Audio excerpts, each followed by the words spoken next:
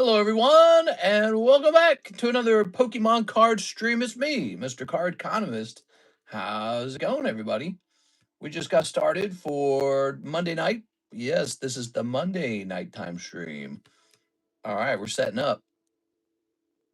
I'm here, says Mr. Thim. I think, Mr. Thim, you're going to have me look for some of your cards that you were expecting in your current shipment. All right, so what is this stream going to say? New. What is new? We got all kinds of things. New Naruto box break. Yep, new Naruto box break. New Harry Potter. That is new. New Tops Pokemon break. We actually have so many new things I can't list them all. So hold on, let me think about the title for a second because there's actually a lot going on here. Like there's a free booster box. I'm gonna say new Naruto box break. That is gonna go in. Let's see. The Charizard break's moving, so that's nice. New Tops Pokemon break. So it's a fresh round. And do we get any truly new stuff? We got multiple restocks. Like we got a restock of the Solo 11, but that's already almost sold out. So I almost don't want to mention it. And then hot Charizard break. All right, we'll say hot Charizard. So we'll hit save on that. And then we're going to come over here and move it into here. All right, give me a second. Mod chat's lit up. What's it says? Got the dude. Oh, I saw that. Okay, cool. All right, we shall head over here into the feed. It looks like Mr. Alex has already pinged it, and I'll pop it over here as well. All right, that's good. Let's go ahead and pin the website. Harry Potter, Japanese One Piece, OP16, Japanese Union Arena Chainsaw Man, Pokemon Chilling Reign, Ancient Origins, Riftbound Origins, Abyss Eye. I mean, our website's just filling up with stuff. We're getting a lot of new product. There's no doubt about it. Although what's selling fastest is still the Poke Shuffles and the live customs. People just love them. Those are some of the best selling items. All right, gonna pin that message. So that's pinned. Good. So the website's pinned now. You have a bunch of messages on red, DHL delivery, listing sold. Oh, another Pokemon card sold on eBay. A Topps card sold for 1,200. So for those of you who like to know what I managed to sell, that is an interesting one. It's not even a rainbow rare, just a standard silver hollow. All right, what do we got? Got some messages here. There's still time to do feedback. Bada boom. All right. Boy, am I tired, man. I'm sleepy as hell. I got like 5 hours of sleep. And maybe tonight I'll get 5 hours of sleep. What do you guys think? Is that good? Is that good or is that good? Let me log in. Let me get over here. Welcome. I am somebody who never coughs. So this is the never coughing stream. New Naruto break. Why do we have a new Naruto box break? Well, because we finished the previous break, which was for we are. This is actually a pretty big break, if I'm not mistaken. We finished the previous break for a whole box of the boys. So we're gonna have to look up this Naruto box, okay? Tops Naruto box. Now I was talking about lowering the price on these. Let me try and find it, okay? Tops Naruto. Okay, that's not useful. Why am I not seeing it? Tops Naruto 2024. This is Tops Naruto 2025. It's pretty good stuff. Let's just type in Tops Naruto 2025. How about that? All right. How about Tops Naruto 2025 box? How about that? No, none? Huh. Weird. Let me go into my purchases and see if we can find it that way. Just shows the poopy sided card shows. Are we we talking about Jason again? Naruto. What are you guys saying? It turned the stream on from earlier today. If you want to bring more traffic to the website, take down your menu and only pin the website. Take down your menu. Oh, no, I'm not going to do that. Last content dropping in Destiny. You guys hear about the vendor who admitted that the Gengar was damaged. Yeah, so one of the things we learn is that the vendor himself admits that he was overselling it. He was overpriced. Well, he doesn't quite admit it. Yeah, he doesn't quite admit it. What he says is like, "Oh, it's really oh, these Narutos are sold out." Whoa, what? All right, let me try this again then. Topps Naruto hobby box. Let's try that. Oh man, you can't find them. What the hell? Maybe I should list mine for sale. Well, we were about to do a Topps Naruto box break. Now I can't even find them for sale. I don't know. I don't know what to think. It's Topps Naruto Nindo, huh? Let me try looking that up. It might have been so short printed that there might not be any more of it.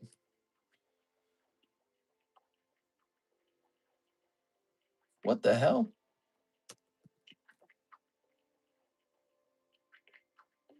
I can't find any of it. Let me check sold. Okay, I'm gonna check last sold real fast. Ah, there they are. Okay, so they sold out. When did they sell out, huh? June 4th, they sold out. All right.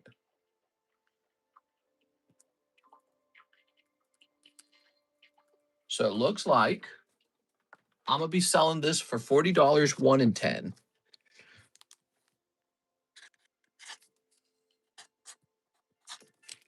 Okay, so there it is. That's the next star break. $40, 1 in 10.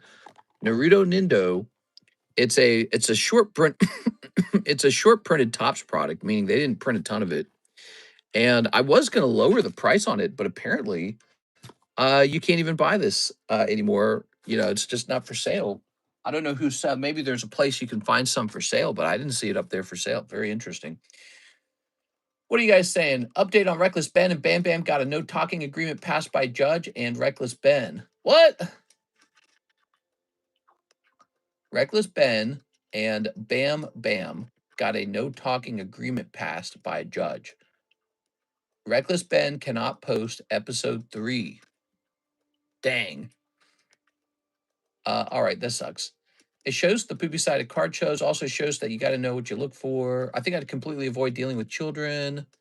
He was saying it had potential to be a PSA 1. It makes all of us who are in the hobby look blanking off, I swear.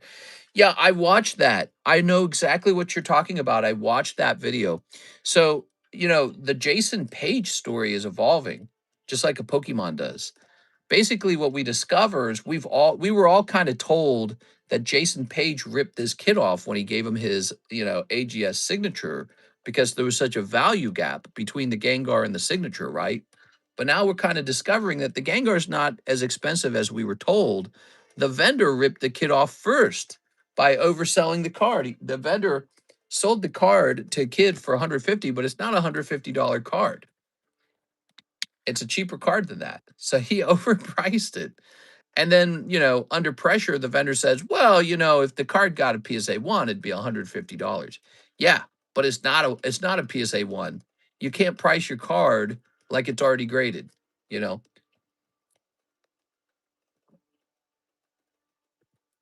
How many unleashed boxes do you get? I got a couple. I think I got about one case worth. Let's go looking for your stuff, Mr. Thim. I think you mentioned that you think some of your stuff is still over here. I'd like to find that.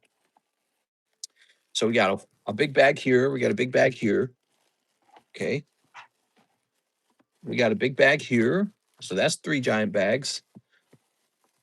Mr. Hathim, you have so much stuff. It is totally possible that I intentionally withheld some of your cards because they weren't going to fit into a normal shipment. And I said, we'll get it in the next shipment or something like that. So it's possible something like that happened.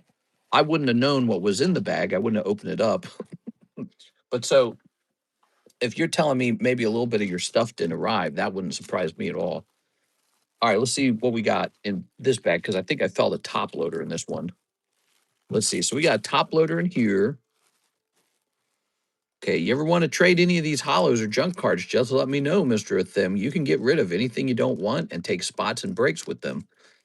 Let's see, like all these hollows are tradable. Here's a Salazzle, Mega Howlucha. What was the card you were looking for? There's a Iron of Bell. Oh, there it is.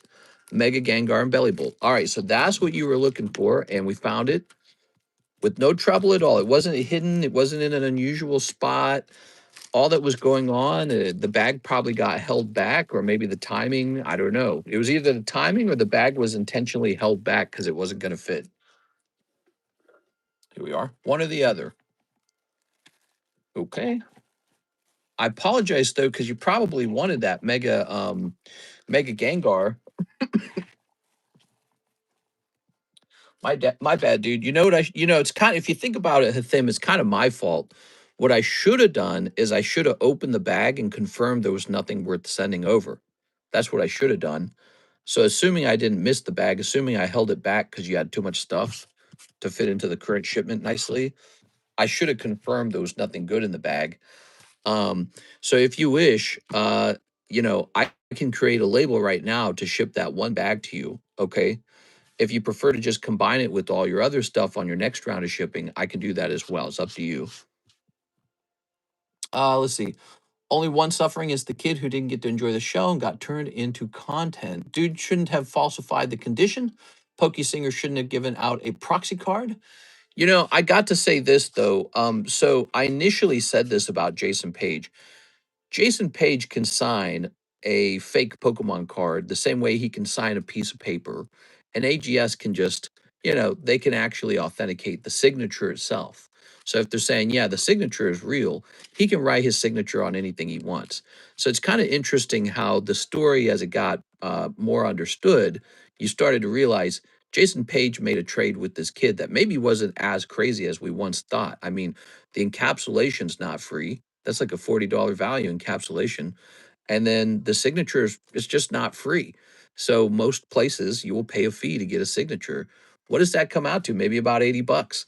So, with us understanding the condition of the Gengar more, the irony is that you start to look at it and go, this scenario, this outrage was sort of created by the fact that the vendor told us that the card was so valuable, but the vendor was ripping the kid off.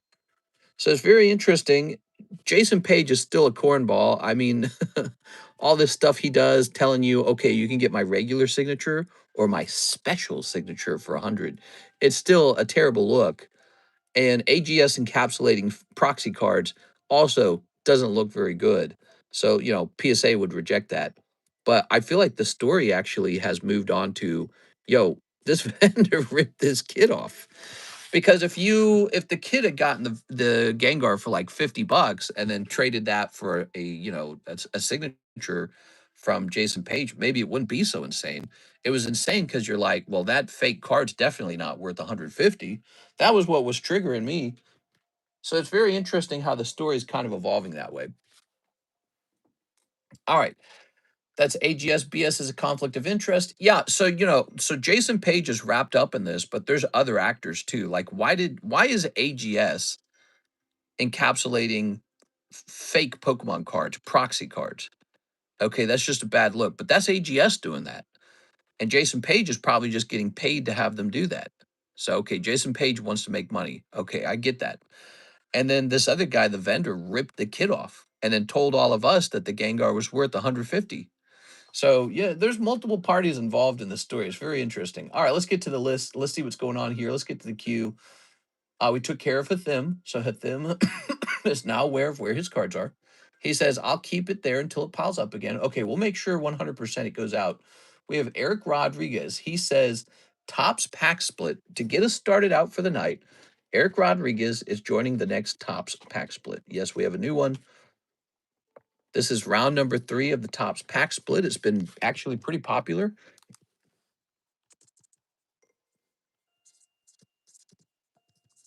Here you go, Mr. Eric. I see your point on it. It's just all snake oil salesman tactic, been around for centuries. Well, everyone wants to make money. Don't you want to make money? So it's just about what's reasonable. And now, it almost looks like the most unreasonable person might have actually been the vendor who told us all that the Gengar was worth 150 when it wasn't. You can't price the Gengar around a PSA price if you haven't authenticated it, because we don't know if it's been manipulated or if it will actually get encapsulated. Also, it takes months for it to come back, or you have to pay for the grading, one or the other. So you can't be pricing your raw cards based off of a PSA grade, a supposed PSA grade. All right, let's see. The expensive booster. Yeah, so the vendor has suddenly become not such a great person in the story. We're at 6 out of 7. All right, we're at 6 out of 7, everybody. I mean, you can sell your card for whatever price you can sell it at, but he was selling it at too high of a price to a kid and then telling the kid, "Oh, that's 150. You traded this $150 card for Jason Page's signature. Oh, he ripped you off." Bro, you ripped off the kid. What a hypocrite. It's like the kettle calling the pot black or something like that. I think that's the term, isn't it? Next up, we have Mr. Kipf, and he says, "Can I have a spot in the Quip Cubone break?" Oh, that's very sweet. Yes. Let me set you up with that.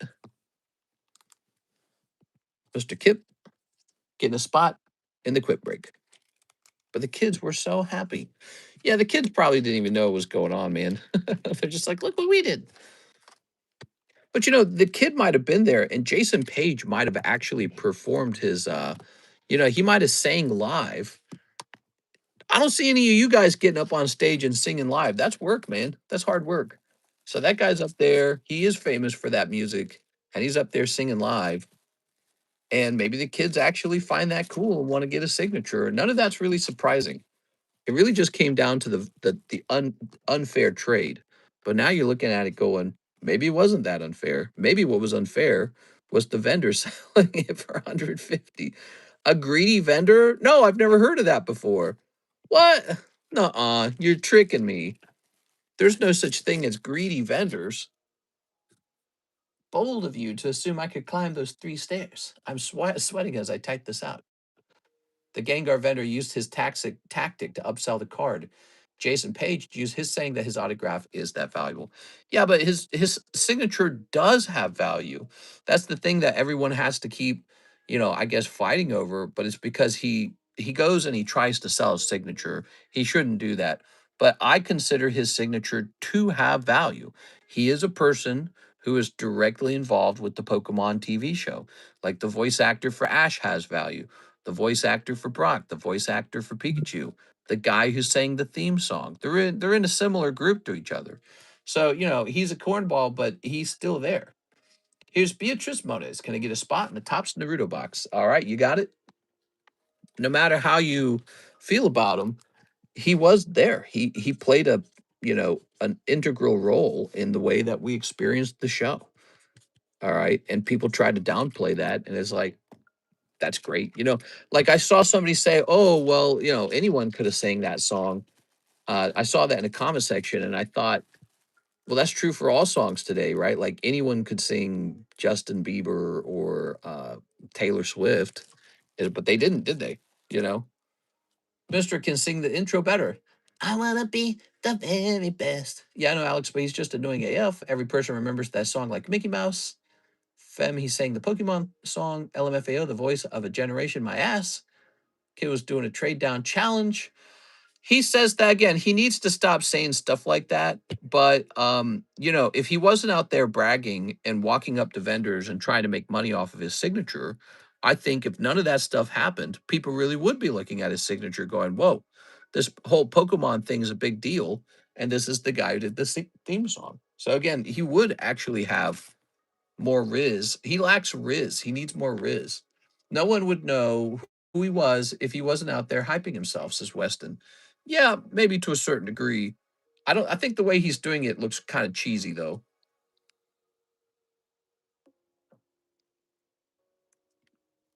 All right. So Miss Beatrice is now in the new star break. You guys know what the star break is? It is this Naruto box. This is now 1 in 10 completed. And I'm excited to get this open for you guys when it goes off. It's you can't buy it online anymore, I guess. I don't know. Maybe they sold out of it. Christine Andrews, can I get 5 junk packs? I'm going to run out of junk packs. All right, here goes.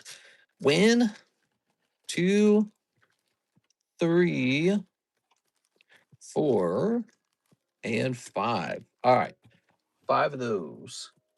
We're about to run out of these. Let me get us started beefing with the Robins. He was just cringe AF when he used to stream on Drip, but I get it. The song is iconic, no doubt, and no denying that. Yeah, I mean, he goes to these card conventions and he gets up on stage in front of, thousands of people and he just starts singing. He's a performer. He is this.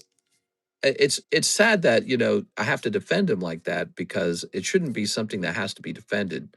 And I ask myself all the time why people hate him so much. And I guess maybe it boils down to he doesn't look young and hot like many artists do. Okay, because there's sort of a halo effect when you're young and hot. If you're hot enough, you can act like a total arrogant prick and people be like, so what? It's so and so. He gets to do whatever he wants. So he's an older man now because Pokemon came out 30 years ago, or at least 25 in English. So he's an older man now, and he's out there dressed like he's cool, like Logan Paul, and people are not eating that up probably. And so, yeah, his biggest crime probably is that he's not attractive enough. His biggest crime is aging, by the way. If that was Logan Paul up on stage singing, saying, hey, I did the music, going to the vendors, trading, selling, trying to make some money, no one would fault him for it. Oh, look, it's Logan Paul. He's got blonde hair and rippled arms. No, but he's not like that. He looks like a 55-year-old man, bald, and wearing cool kids clothing. And so he just gets ripped on like crazy. I think that's what's going on. He does not have the ripple effect. I'm sorry, not the ripple, the halo effect. We are. Nah, his behavior. I'm telling you, if you are attractive enough, bad behavior just looks like cool guy Riz, right? Like look at the stupid looks maxing community guy. What's that guy's name? Clavicular or whatever, right? He just acts like a total weirdo and an asshole and a psychopath, and people just eat it up. So, Mr. Jason Page is a 55-year-old grandfather dressed like he's 25. And then he goes around trying to make money selling his signature, like, hey, I'm famous. And people are like, ew, get out of here, grandpa. That's their reaction. Again, if he was hot, they would not react that way. They'd be like, yeah, yeah, yeah, whatever. That's my opinion on the subject. All right, here we are. What do we got? Bro could have everything more than me, and I'd still clown on him. I'd clown on that goofy kid. I like the theme song for many shows. Could care less who sings them. Here's Togetic. Here's Von Kaiser. Here's Bart. Here's Playboy. Playboy. I don't know. The Pokemon theme's pretty iconic, and Pokemon right now is the hottest asset in the world. So I don't know how to, like, I'm not comparing the Pokemon theme to like the opening of some, third tier anime. Ta-da! All right, here it is. So, did we move you into a separate place? Because I feel like we did that recently. I feel like we were running out of room, and I said, "Why don't I move you in?" Oh, yes, we did. I remember now. What did we do? Did we create an overflow box? I don't know if we created an over. Oh, we put you in the yellow box, didn't we? Yep, there you are. You're in the yellow box. Okay, cool. He doesn't have pretty privilege like Mister. Yeah, exactly. Most artists are attractive looking, and that's not a mistake. Name me how in modern day, how many successful artists are allowed to be old or ugly or unattractive? How many? Count them on your hand. How many? How many can you name off? Old, ugly, attractive, unattractive artists. How many are there allowed to be? It's not allowed. So somehow, I don't know how it happened. Somehow, being a musician, being a famous musician, got mixed up with being hot. You have to be hot. And I actually think that that's working against him. So he can't go around doing whatever he wants, acting like he's famous because he'll be rejected. Here's Mr. Sergio, L12, jumping into the tops break. You got it, man. Susan's old. There should be a secret menu that has him mount the camera.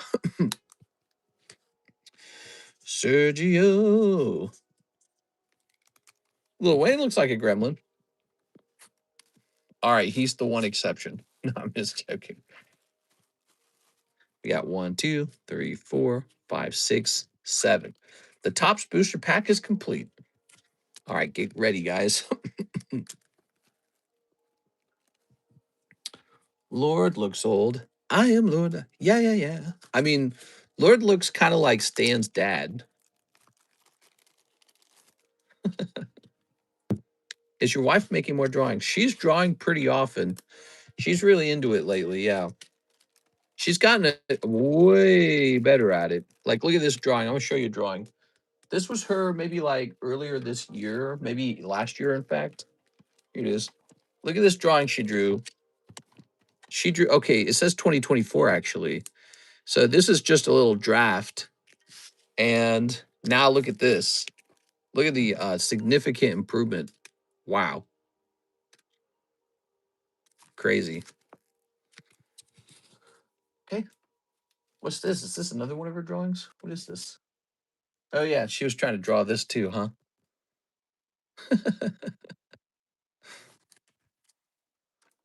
You put my cards in a new bag earlier today. I bought some DBZ and Hello Kitty, and you threw me in a promo card for being a first time buyer. Yeah? You threw me in a promo card for being a first time buyer. Awesome. Is there something you needed me to know about that, though? Did I do something wrong? You're saying all that. You're making me wonder if you're telling me I did something wrong. Now she has to join the next illustration contest. She was trying to do that, and she just didn't finish. She was drawing a very cool Charizard. It was like a Charizard where he was, it was like a close-up of his face, and his hands were like picking through like some jewels or something like that. SAR, sir, is that a good deal on the McDonald's app? 2 cheeseburgers and 2 large fry for $9.50. It's okay. All right.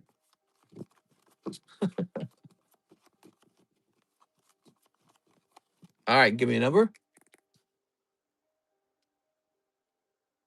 Ooh, 2 double cheeseburgers. Nah, says Whipple. Whipple knows how to play ball. He's been to McDonald's a few times. That's a tragic ripoff. It also depends on where you are when you're buying them because they're cheaper. McDonald's is cheaper in some states. 1, 2, 3, 4, 5, 6. All right, there's the split. The split is in. Stop the count. All right. In California, California love. Somebody's getting a Squirtle. Somebody's getting a Squirtle. All right, are these going to be good? Nicholas Pacheco on 1. Ooh, slight stickiness there. So that's polyhuil. I'm in PA and the prices are the same in Oregon. The breakfast sandwiches are $2.50 on the app. That's too much money. I only buy McDonald's on DoorDash, so I'm not a good measure of those things. I buy them on DoorDash and I lay on my couch like a fat guy while some delivery person does all the work, but they get paid to do all the work. And I scratch my belly button before I eat it. I go, belly button lint. Where's my hamburgers? Here's Eric Rodriguez. Here you go, Eric. Oh, Mr. pays so much extra. Yeah, it's true, actually. I really like DoorDash. I would say I'm addicted to DoorDash. It's not a good thing. DoorDash is way overpriced. But tonight I had rice and chicken for dinner. A little bit of rice, a little bit of chicken. All right, let's get this guy in here for Mr. Eric Rodriguez. I'm sure you tipped them good, though, and ask for the Mexican salsa next time. It balances out the salsiness. There we go. Here's Garrett Nadal. I always tip well, especially if it's raining or snowing. Okay, now here's Garrett Nadal with the Pramape. Ooh, Garrett with the G. I'll gladly pay you tomorrow for a cheeseburger today. Unless you have Dash Plus. You are. Dude, DoorDash is so valuable out here in Lake of the Ozarks because all the restaurants are so far away. So it's like you have to drive like 20 minutes to get anything, or you could just DoorDash it. All right. Nicholas Pacheco picking up a foul plume. 1 foul plume, please. I never tip on the app. Always cash tips so they don't have to claim them. Okay, there's Nicholas. I hate when the people are lazy and don't want to help me find their apartment door number. We are. You talking about for delivering DoorDash? Here we go. My house is kind of weird. We don't have like a driveway in the front of the home. Our driveway goes into the back of the home. And so they always have trouble finding my home because it's down a private road and they drive right past us every time. And I go, man, we got to put up like a light or something like here, DoorDash here. Jesse Salinas. Here you go, Jesse. Mr. Jesse picking up one. At you. Okay. Drives me nuts. Like, hello, I'm over here. My eyes are up here. But they drive past and sometimes they're the worst sometimes. Sometimes the DoorDash driver will actually drive into my backyard, into my driveway, which is located in the back of my home, and then they'll walk up the to the family room door, which is up a flight of stairs. It's like, what are you doing, dude? Or they'll leave the food down by the garage. Ugh. Here's Nicholas Pacheco. Who's the last one? Sergio. Oh, what a snipe, Sergio. Sergio snipe. So, Sergio, you get the Squirtle. We're going to let Nicholas have the bonus card. It appears to be Metapoo. So, he's going to get the bonus card. And he's also going to get the Blastoise. There it goes. Do you like the double quarter pounders from McDonald's? So, I pretty much hate McDonald's. I think the food is such poor quality and it's so expensive.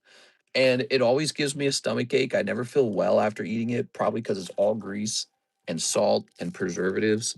So I actively avoid McDonald's as much as possible. I also do not like French fries. I'm not a French fry guy. I always hated them. I thought, French fry and like tomato sauce, like what's the point of that? Potatoes and ketchup? Like, what are we doing? So I never liked French fries ever from anywhere.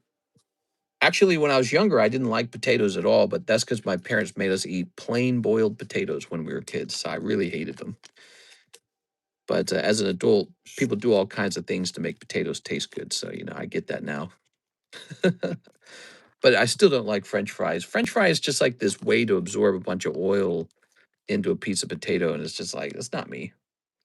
Sergio L12 walking away with the chase card from the Tops series. This is Tops Squirtle. You never know. You might have a 10 sitting here. If you'd like me to pre-grade it, let me know. Let me go get a top loader for it. That's a big pull, guys. I'm unsubbing for the French fry comment. You know what I like, Hathim? Listen, I know I'm never going to win you over because I don't love fries, but I like other things like stinky sardines. I can't get enough of stinky food. I like fermented foods. I like mushrooms. I like olives. I like um, pasta's just okay. I don't even like pasta that much. I love meat. I love stinky food. I love seafood to death. So I can't get enough of that. Mussels and clams and oysters, crab legs and shrimp, and then just the regular stinky fish that smell like death when you eat them. So, big fan of the stinky food category. You'd think I'd love Indian food, but nah, the Indian food it's almost like it's too palatable or something. It's like a tomatoey. It's the problem I don't like. I identified the problem with Indian cooking. They use a lot of it's two flavors. It's cumin and the other one is called something blah blah blah blah blah blah. I can't remember what it is. It's not turmeric. Turmeric almost has no flavor. It's not curry either. It's cumin and one other thing. Do you like pickles? I do like pickles, yes, but it has to be Clausen pickle. Here's Sergio L12 because the buttery sweet pickles, those are so like, I don't know who's eating those. Who's eating the sweet pickles? Those are so gross. That's 6. Should look that up. I've been following it. I miss when Mr. ate sardines on stream. Oh, I definitely couldn't right now. I had dinner and I feel like I could throw it up because of this medication. Here we are. Wow, look at all these great cards. Beautiful.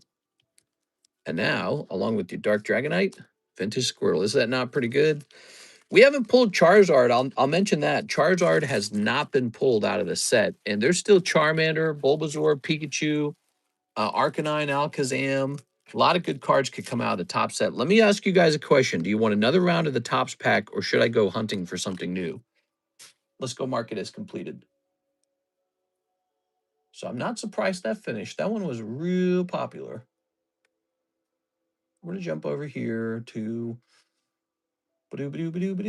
it's Breaks History. Here it is. Tops pack number 3 finish at 35 minutes. Whoa, early into the stream. Oh my gosh, a double cheeseburger from McDonald's is $4.59 in Los Angeles. Yeah, it's more expensive in some places than others. That's why you can optimize where to move in this country to get rich. It's an obsession of mine, just like buying the right Pokemon card is an obsession. You got to buy the right Pokemon card and you got to be living in the right house. I deeply believe this. If you live in the right house in America, some house is going to make you $1 million just for sitting in it. Now, that could be a home in Los Angeles. I don't know. Because it already did that, right? If you bought a house in the 1980s, today it's $1 million. I don't know where that's going to happen next in America, but I'm determined to be there. I should be there. You all should. Everyone should. We should all be competing to be in that house. But where will it be? Will it be in Nashville? Will it be in Florida? Will it be in Dallas, Texas? Will it be some cheap home in Missouri that 10x's in price if Missouri becomes a no tax state and receives a bunch of investment? Will it be Montana? Will it be Wyoming because of the mountains? What's it going to be? We don't know. If only I could, if only I had a crystal ball, I could tell. And it's very difficult to choose. All right, let's see. That mother effer is guilty of, but people are playing the race card yet again. Alex. What are we talking about? Let's see. Was my name in there, Mister? Was I not paying attention? No, your name was not in there. That was the third. That was the third tops pack. So that was our third round of it. You might have been in the second round. Was Mr. Hawk in there? I don't think he was. Was he? I actually can't remember. You guys maybe could rewatch it and tell me. Also, the tops packs are selling so fast. Let's do one last round. So this is round number 4. Number 4. All right. I think they're selling fast because they're in such good quality. Order number 3212. Here it is. We're talking about the Carmelo case. Oh yeah, the black guy who stabbed the white guy. It's a very, it's like a racially sensitive one. Mr. Hawk. 3212, which was 21 hours ago. So you ordered one last night. So you were in pack break number 2, that means. Yeah, you would have been in pack break number 2. What you just watched go off was pack break number 3. So you were in a previous one that already went off. It's a little confusing because all the packs look the same, but look, I wrote on this one, so it's less confusing. But yeah, you did receive your card. Where did we put you? Did we give you your own box? We must have given you your own box. Yeah, so we started a fresh round is what happened. That's a fresh round. And you were not in the new round. I'll put this here. Okay. Charmander for first-time buyers. Speaking of which, Mr. Hawk's birthday is still going, guys. His little birthday gift. Here it is. A whole box of Gem 1. And we run it off with the views bounty, which is 73. I think we could hit 73. We hit 80 in the daytime stream for some reason. Daytime stream was popping, man. We hit 80 in the daytime stream. We need 73 for the nighttime stream. North Carolina will be the place the boom happens. Got the mountains, got the beach, got the East Coast, all desirable weather. Fair enough. Yeah, I've heard people say that. I've heard people say Georgia, South Carolina, North Carolina, right? But here's my question. Why North Carolina? Why not Florida? Because Florida, it already is growing pretty rapidly. It's a great place to do business and no taxes. So the question is, what will be the number one place to live in America for investment purpose? So you buy a home, you put $500,000 into a home, and you want it to 10x. You want it to turn into a $5 million home one day. Which house will do that? Next up, we got Mr. Athim. He wants 6 OP16s. All right, you got it. 6 OP16s. These are really fresh. We just got these. Mister, that Crowbot box topper is making moves. Last sold for 1,400. Nice. 1, 2, 3, 4, 5, 6. Yeah. Oh, so I sold a Pokemon card today on eBay. Let me take a picture of it. I'm going to post it to our Discord server.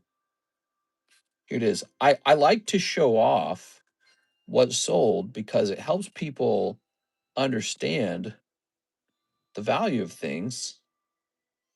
Because I've offered this card for sale for cheaper on this table and nobody wanted it. All right, here it is. So it's this one right here. That's top Pokemon the movie 2000 Pikachu's Rescue. And we've had this on the table for sale multiple times for like 600. Nobody wanted it. Just sold for 1,200. Wow. So I was underpricing it. Like there was no demand for it on the table. And I was underpricing it at like 600 for you guys. And now look at it. Sold for 1.2 thousand. Pretty impressive. So 6 OP16, 5 Rift Bound Unleashed. Yes, let's get to those. We have the new solo leveling boxes once again, by the way. Take a look at that, volume 3. So these are back in focus. And now, how about those Unleashed? We got a lot of Unleashed, Mr. Hathim. So you can go pretty deep on these. I got a B drill. I was in the last one. I got a B drill. I'm Dory sometimes. No, you did good, man. So 5 Yu-Gi-Oh! Rarity Vs. It's really easy to forget when the break is the same pack over and over and over again. You're like, wait, was I supposed to be in this one or the previous one? 1, 2, 3, 4, and 5. Here it is. All right, we got a big Mr. Hathim order here, guys. Burger King, do you like? Florida equals hurricanes. Florida does have hurricanes, and it's still there. Florida is there right now. You know, California had the Palisade fire, so natural disaster is not exclusive to one place. Some places don't seem to have them as much, though, so that's fair enough. But, you know, you get disastrous, icy windstorms in some places with big 100-car pileups. That's pretty disastrous. You get earthquakes in some places. You get tornadoes in some places. You can get flooding in the middle of Texas. All kinds of things can go wrong. The hurricanes are really consistent with Florida. One thing about Florida, though, is they're actually starting, well, they've been building the homes to accommodate for that. They understand the hurricanes aren't going anywhere, so their building codes are different. They build stuff to withstand it. All right, there we go. Let's see what we got. Here's DD Count Surveyor. DD Mega Doodoo. My ortho surgeon told me I might have cancer because my disc in my back is totally gone. I doubt it's cancer, though. That sucks, man. Here's tour guide. Anything health related is very spooky. Here we go. We got tour guide. Yeah, take care of your health, guys. Here's solemn judgment. Do sol faccord culia. Culia. Here's dimension shifter. It says bye. Okay. Baby, bye, bye, bye. Solemn judgment. I follow some Yu-Gi-Oh! Tubers to try and keep up with the other TCGs and what they're doing. Okay, put that there. And here's one last pack. We're always looking, I guess, for the overframes, huh? No overframe in that pack. Just leaving that. Welcome, guys. This is the Monday nighttime stream. Take a second and smash the like button for me. Let's get those likes up. Gonna get surgery by the end of summer. So you're getting back surgery, is that right? Yeah, that's tough, man. I hope it all goes well. Be sure to take the advice of your doctor. If you're uncomfortable with it, you can talk to a second doctor. And yeah, it's really interesting. Here's Virtuoso. Okay. Here's Bad Back, huh? Fury Rune. Scary stuff. There you go. I know one of my brothers, he was in the Air Force. He's actually the one closest in age to me. And he had some kind of serious back injury while he was in the Air Force. And I guess that messed his back up. And I think they did some work on him. You know what? I don't even talk to him about it. I heard that through my sister. There it is. But apparently he got injured pretty badly. And I suppose he gets some kind of disability check now. How interesting. Blighted Battle Axe. Okay. And now, the One Piece. Whoa, that looks really good. Wow, that's cool, man. All right. That's kind of blinded me. It's so bright. There's a Luffy. It's Monkey D. Luffy. Just got back to the Airbnb. We are. Here's a hollow. Here's a hollow. Something about Airbnbs just make me feel like getting up to no good, you know? I'm like, let's slam somebody. Let's have some fun. I always feel more devious when I'm in somebody else's home, basically. Like the shackles are off. The demon is here. That's Puffy is $400. This is 400. Check if Airbnb has camera. Lucy? You pulled Lucy? He's saying you pulled Lucy, everybody. All right. Good job, Mr. Thim. I like it. Now, you've got a box, do you? Wait, do you? I thought you had a box. You just got a lot of bags? You just got a lot of bags. Let's take the copper out of the walls. No, no, no, not like that. No, I would never do that to an Airbnb. Karis and I just live like hermits, you know, we do. And so when I'm out and about in an Airbnb, I'm like, let's go meet 20 people. Yes. Hey, baby, you're looking good. I got an Airbnb. All right, very good. Copper's $5.50 a pound right now. Basically, that's almost double what it used to be. Copper, the new silver. Here's lightning, Snorlax, green goblin, goblin these nuts. Here's coughing, and here's Fue Coco. Ooh, Fue Coco. Who's this? Mr. Justin Sight, One Life Custom 1 Ascended Heroes. All right. If people start stacking copper, it's over. 1, 2, 3, and 4. Yeah, people always say that. Like they talk about gold and silver and other precious metals as if we can't mine more of it. You know, like, yes, it is hard to mine gold, but there is more of it. And then who knows how much gold is like on the moon or something like that, right? Or like, who knows when we get a new technology that allows us to extract gold from deeper under the Earth's surface, right? Something like that. All it takes is one technological advancement, and the price of gold could collapse because it's not as rare as we once thought it was.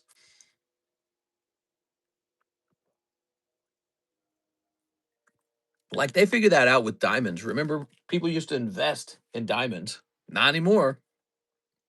How far away are we from doing that with other minerals? And so, you know, I look at gold and silver as it's historically pretty consistent and it's cool and all, but I don't just assume it's infallible. Let me put it that way. I don't assume it's infallible. Justin, let's get your pack of Ascended Heroes. Okay. Snipping that. Got a little snippy whippy. And let's pull this Ascended Heroes out. Here's Bisharp, Psyduck, and Pecharunt. I like the Psyduck. He's kind of cute. Of course, there's going to be 12 gazillion of them. Move that over there. Move this over here. All right. Let's get it. Aha, Mr. Justin. Good. Happy Monday. How was your work today, guys? You guys all working? Who's not working? Anyone need a job? Let me hit refresh on the website. We just got an order from Mr. Hawk Camacho. Actually, he did 3 orders. Order number 1, he wants a Cubone break, a Snorlax break, and 2 live customs. All right, let's start over here with the live customs. He ordered 2 of these. Who's unemployed? All right. Can you make Snorlax 40? Yes, 2, 3. And we're going to say 1. Oh, he said shuffles, not live customs. Oops.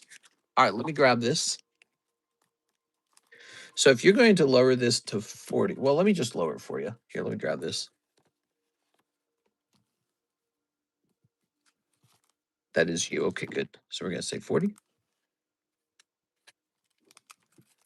All right. And 10 Pokey Shuffles. That's what we're doing. You want Ralts to be 45. Okay, I can do that too. All right. 1, 2, 3. 1, 2, 3, 4, 5, 6, 7, 8, 9, 10, 11. Ooh. Very good. 1, 2, 3, 4, 5, 6, 7, 8, 9, 10, 11. So this time you're going to be pulling Kangaskhan, vintage Kangaskhan. How cool is that? Now, obviously, if this was a 10, it would be like, I think, over $1,000 these days. But he's not a 10. He's a very affordable 6. That's how I made it into this box. Here it is. So you can keep it or you can re-roll it. There we go.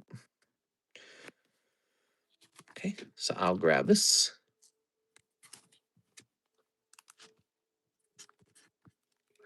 45. That's what you pulled. Do you want to see it? Keep. Good choice. Look at that. Beautiful.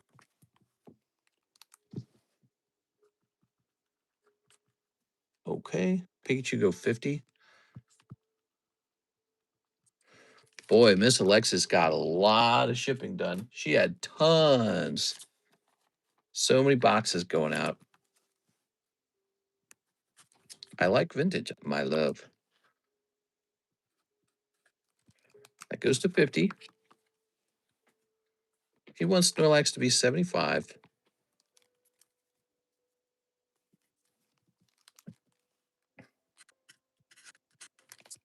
And he wants Magmar to be 45.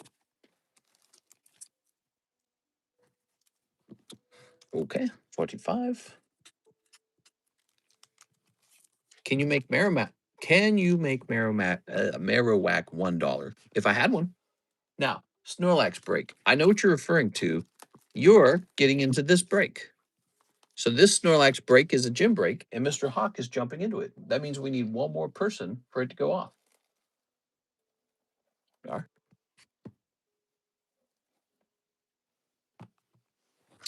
So let's see.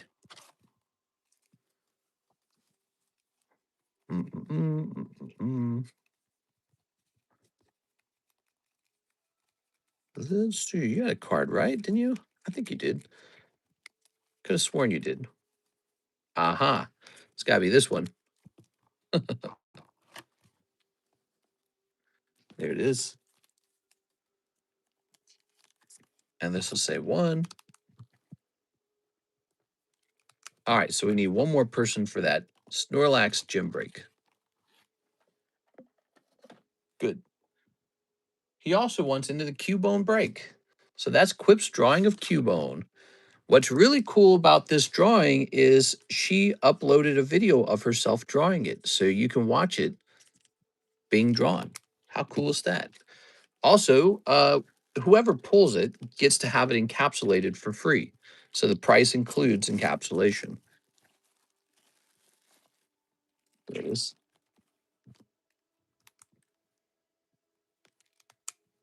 That's at 3 out of 8 now. Okay, good. So what's next?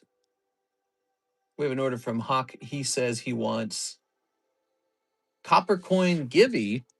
Yes, sir. All right. So the copper coins, huh? Did you guys know we sell copper coins? It's in the website. It's also in the extended menu. I'm not a big professional at selling coins. I'm pretty amateurish. I bought these over a year ago because I thought they were kind of like cool. They're much cheaper than silver.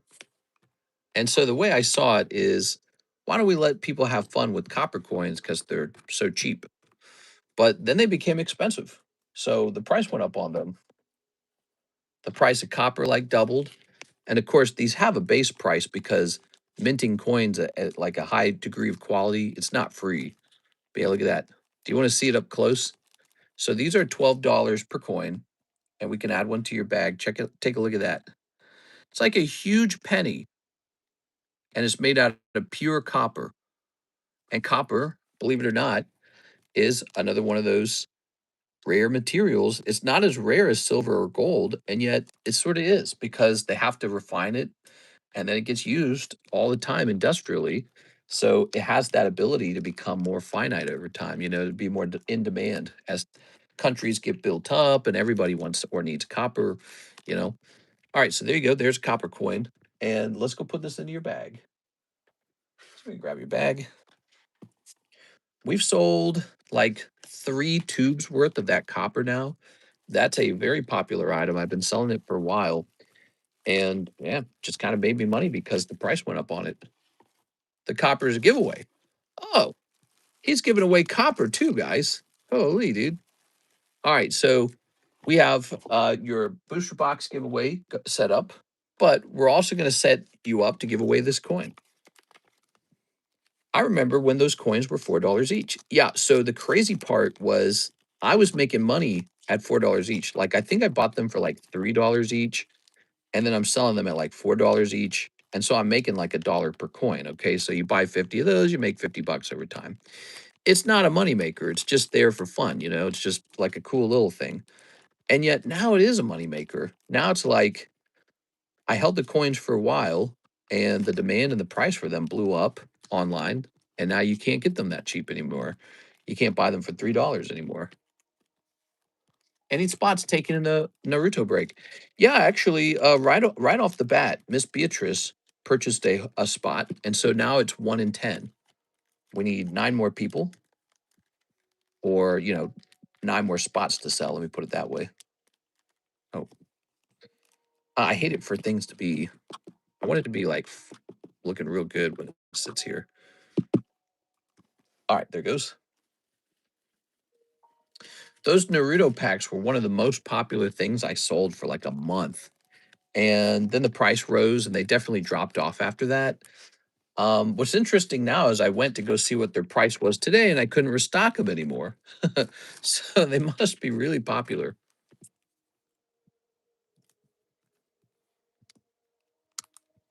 All right, this shall say Hawk. Oh man, I did this last time. I misspelled your name. It looks like I wrote a U there. Heads. Yeah, you need heads. Can you do 2 people for that, then flip it? I can do that. But we're going to do one giveaway at a time, okay? So we've got this coin here. And we've got this booster box here. And then there's one more thing. We're going to go in order, Mr. Arabi as well. Well, I could probably finish the Hawk Tua coin tonight, maybe. But we got to take care of Mr. Arabi as well. He wants to see his stuff given away. All right, and let me write you down on this as well, the scoreboard, so we can see that you've done this. Here it is.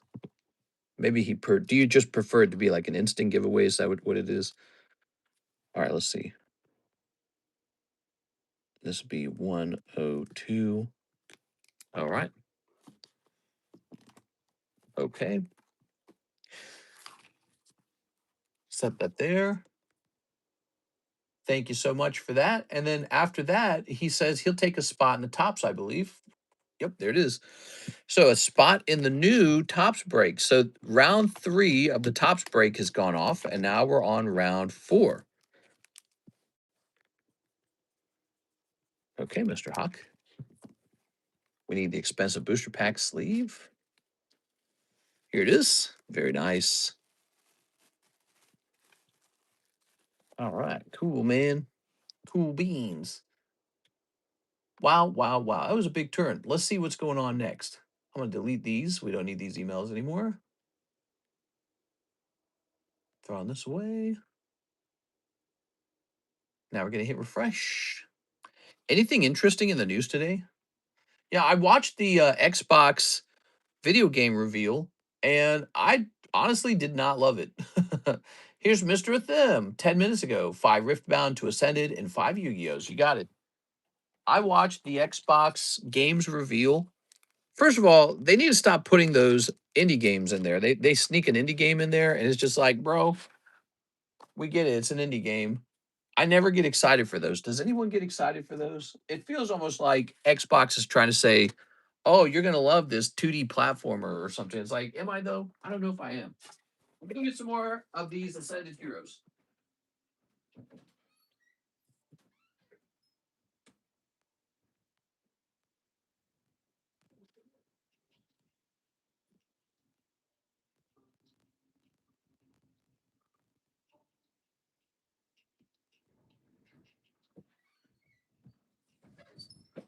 All right, here we are. Sitting down. The next thing that bothered me, but I can't even say their name. Bethesda cucking us with Elder Scrolls Online. Like, you would think they would announce Elder Scrolls 6 already, but they just never do. Come on. So Elder Scrolls popped up on screen, and I was like, here it comes. Elder Scrolls 6. Nah. Remember Elder Scrolls Online? That thing's still going. And now you could be on a pirate ship or something like that. It's hard to one up the best game ever. Then there was like, oh, is it raining outside again? Dude, it's raining so much lately. Then there was like Sea of Thieves. It's like, who cares, dude? Wow us. Get us some good games, man. Did you want to play a cartoony pirate? You know what Sea of Thieves feels like? It feels like, who remembers that game? Oh, it's totally raining out there.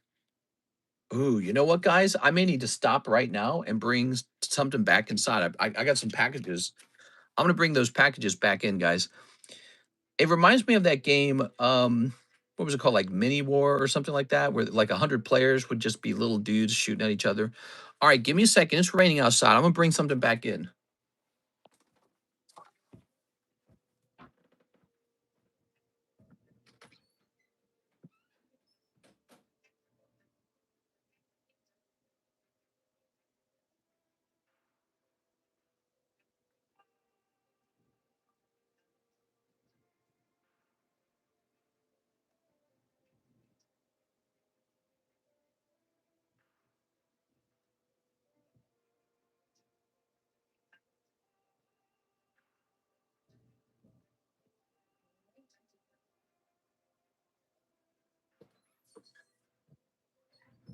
There you go.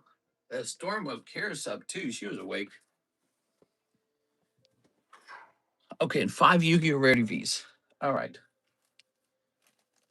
I put out the packages early because I didn't want to have to pick up the box after the stream was over. I just wanted to go straight to bed. But now it's raining like crazy, so that was smart. I brought them back in. No rainwater on the packages.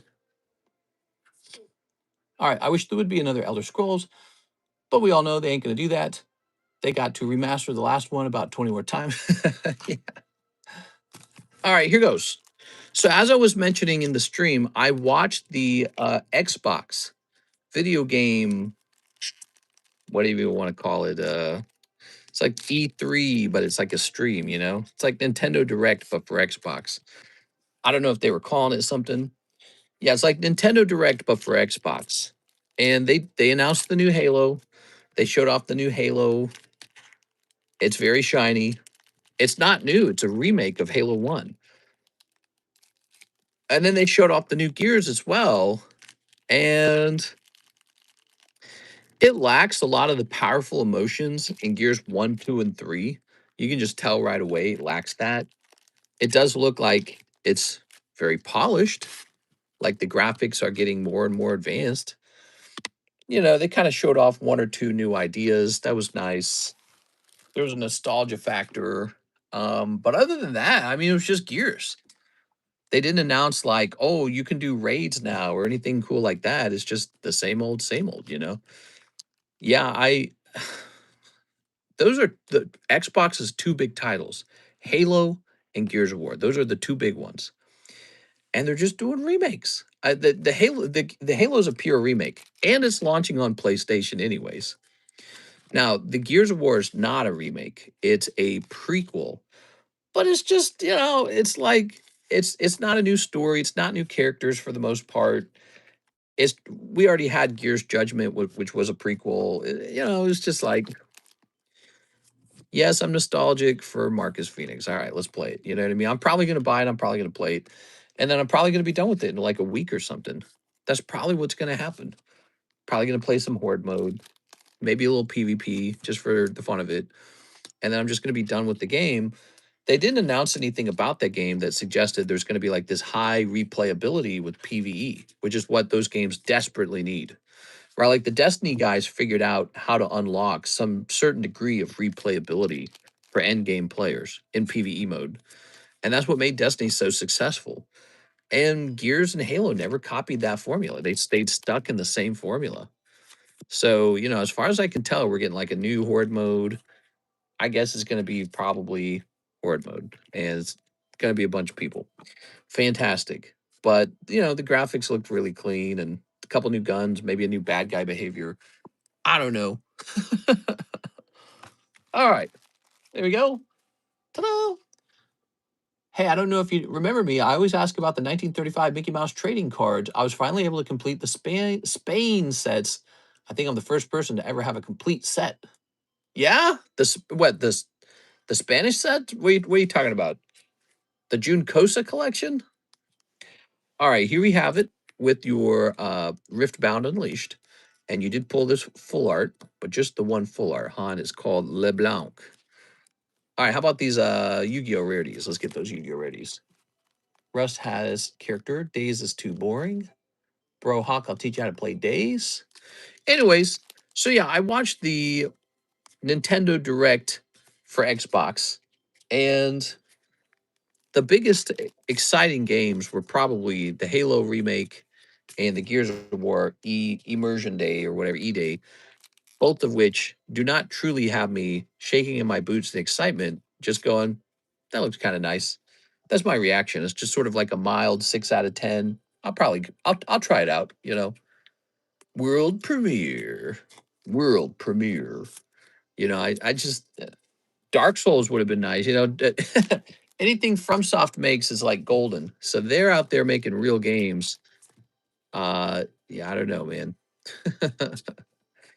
Anyways, so Sea of Thieves and a couple other things. There were like some girl games where it's like, she's a strong woman or something like that.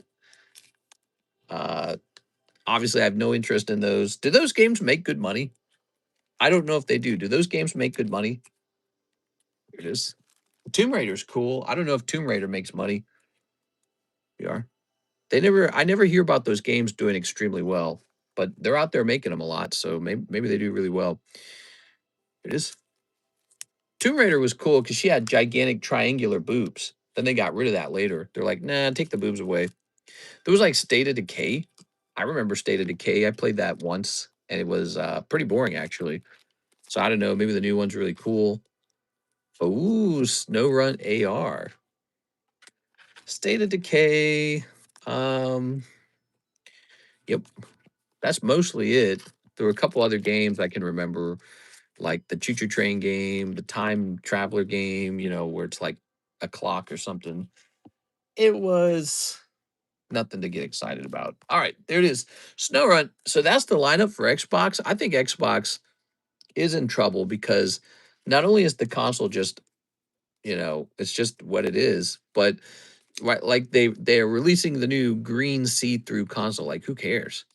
It's a cool party trick, but it's not. It's basically just nostalgia, but it's not important for me to be able to see through my Xbox. It doesn't matter. Here we are. Very nice, Mr. Thim. It doesn't make my Xbox turn on because I want to play it more. Oh, it's see through. I was going to play on PlayStation, but now I'm going to play on Xbox. You see what I'm saying? All right, what we got here? We've got Hapwate. I remember this guy, Hapwate. I think it's pretty much time for Mr. Hathim to once again have his own boosty box. I had a good RuneScape run, but then I lost my account somehow. Oh, that sucks, man. Finally, we're getting State of Decay 3 Jigsaw game. Put this here. Put this, that's Hunter Tipton. So Hunter Tipton's going to stay in there. And then let's get a Hathim box running, shall we? Hathim. I always need more ETBs. I always run out of them. I never have enough. Hathim, why am I always out of ETBs? I'm going to go get an ETB. Maybe I'll try to bring 2 of them over.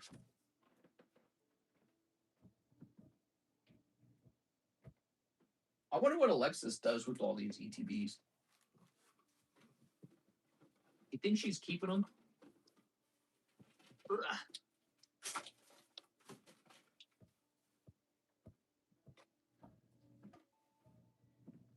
Boy, it's raining so much. I wonder if there's a flood risk.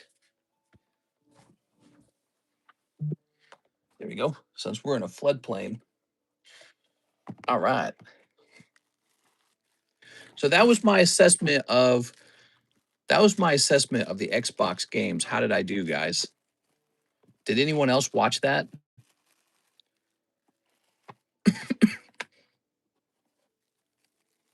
Was only a skiller in RuneScape. You didn't play any PvP? We are. I played a little PvP in RuneScape. I wasn't good at it, but I would screw around. What I like to do is I like to put on cheap armor and cheap materials and then just run around and attack people sometimes or get myself killed. And it didn't really matter because I could afford to just replace all the equipment. Some people were really good at it and they'd have like maxed out equipment. So they took it really seriously and they would actually go in there with stuff to lose. I would never have anything to lose. And it was a good place to be because you could fight like higher level monsters with better drops. You also could take advantage of scenarios where 2 people are fighting and 1 wins and that person is almost dead. And they are pretty easy to kill at that point. And then you got, so if it's the 3 of you and you're just killing monsters to the side, right? And 2 guys are fighting to the death and 1 guy's almost dead, you can go sneak attack the last guy. You'd be like, hey, you're almost dead. Why don't we fight now? So I've done that a couple times and it ended well. All right. And if I lose, it doesn't matter. Code Veronica remake coming next year. I saw that. I didn't click on that one, but I saw that. I placed an order, but didn't hit confirm for like an hour. WTF. Oops. You see the new Scooby-Doo new that Netflix said? No. That's the most dangerous player to play against. Yeah, so I would be out there with cheap equipment, like a rune sword or something like that, cheap armor. And then what I would do is I would just be fighting, monsters. I wouldn't be doing the PvP. I'd just be ignoring it. And there'd be people fighting around me. If I got attacked, it didn't matter. I'd just run away. I would eat. I would run away. I wouldn't react. I wouldn't like engage. And so it was kind of a waste of time if you tried to kill me. And then once I had enough loot, I would just leave. But I would be looking for opportunities. And opportunities would occur sometimes where you could try to go after somebody. All right, we have Mr. JC, 2 boxes of solo leveling. All right, I got to warn you, we only have 1 box left after that. Apparently, I didn't order enough of the solo leveling. This is a very popular set. Ready? Snipping that. We're still looking for the bikini babes in here. We are. But I'd learn an area real well. I like to kind of go to a place that had, there's like demons or something like that, and they were dropping good stuff. They were easy to kill. Here it is. Sometimes 2 people would get in a fight and 1 guy would win, right? And he wouldn't pick up all the stuff that fell. He would dip. He'd be like, all right, get me out of here. So I'd be sitting there fighting demons at like level 100 or something like that. And these 2 guys would be fighting it out. 1 guy wins. He takes the good stuff and he leaves behind the mid-tier pulls that he doesn't want to carry and he doesn't have time to carry it because he's scared he's going to get attacked by the next good player. And I'm this character who clearly has low-level armor, low-level armor, low-level weapons, so they don't look at me like somebody who's gonna attack them, so they don't care about me. There's nothing to gain from fighting me from the looks of it, right? So then he picks up his loot. He won the fight, the PvP fight. He picks up his loot. He logs out or something, and sitting on the ground, it's like 20 lobster or something like that, just like this good loot. And it's like, oh, sweet. So you finish killing you pick up the lobster and any other stuff that got left behind, like runes and stuff. Then you go back, finish the demon off, and you head back home. you know, whatever it is the guy dropped that the PvP player didn't want, it's just like bonus loot for you. We are. All right. It was annoying sometimes too, though, because sometimes you're fighting the demons and you do have kind of decent loot, and then you do get attacked by a PvP player who's like, "Ooh, I'm just going to kill anything I see." And if you don't run away well enough, they actually can beat you. Or if they have like a friend or something. Here we are. All right, cool, man. I'll take the last box. Is there any loose packs? Oh, actually, yes, there are some loose packs. Here they are. So the loose packs count up to 1, 2, 3, 4, 5, 6, 7. 7 loose packs. It's called the 1935 Bobolero Mickey Mouse. It is the Spanish variant of the American. Cool. Here we are. All right. Yeah, I got a bunch of those bubblegum Mickey Mouse cards. I think they're pretty neat. I like how old they are. They're almost 100 years old. All right, Mr. JC, what we got? We got the Ultimate Hunter. Here. Okay. Hunter's Guild. Ant King. Uh-oh. It's Ant-Man. Here's the dragon. I don't remember the dragon. When did he fight the dragon? Here's Huang Dong-su. Here's... We're looking for a chase card, guys. There's a chase card in this set, and Mr. JC would like to pull it. Hold. He would like to pull it and immortalize it in video. It is. Let's get those likes up, guys. I see we have 14 likes. Smash that like button, okay, so we can start the giveaway. Black Ops 2 Remastered and COD Ghost Extinctions would be dope AF. Code. Code. We've got Huang Dong-su. Oh. Code. A couple cold ones here. Sung Il Huan. Sung Il Huan.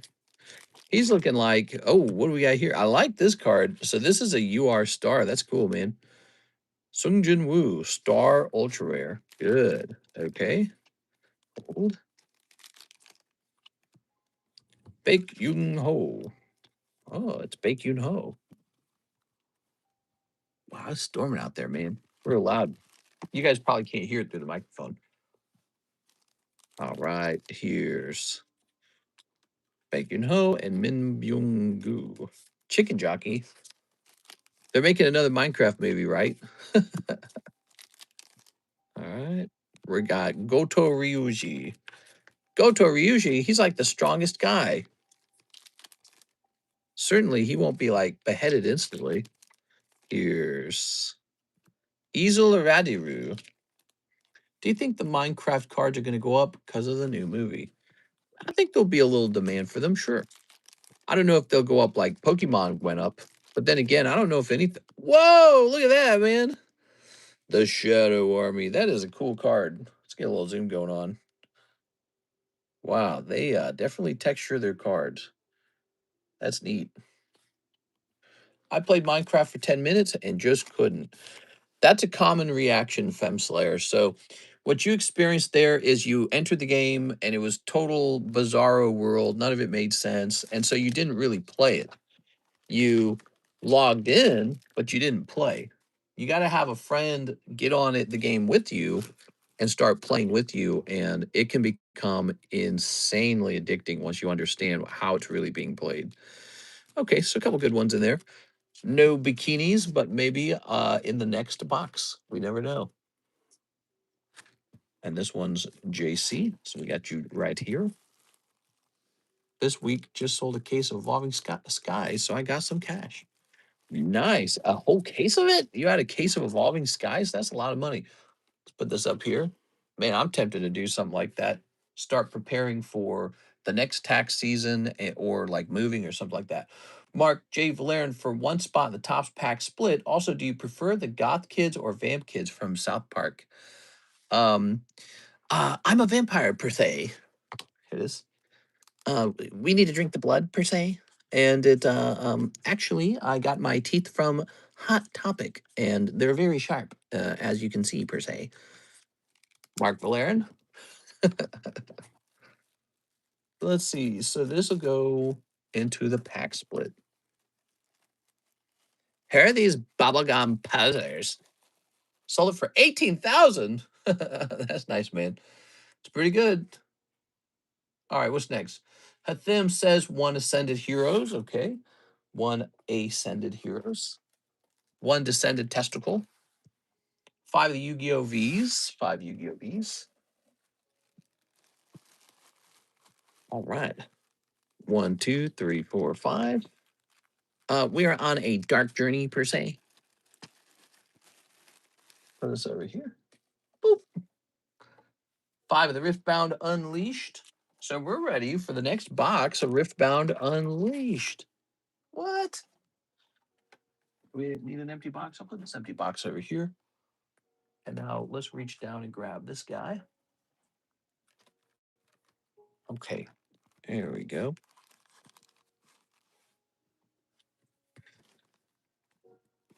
Yep.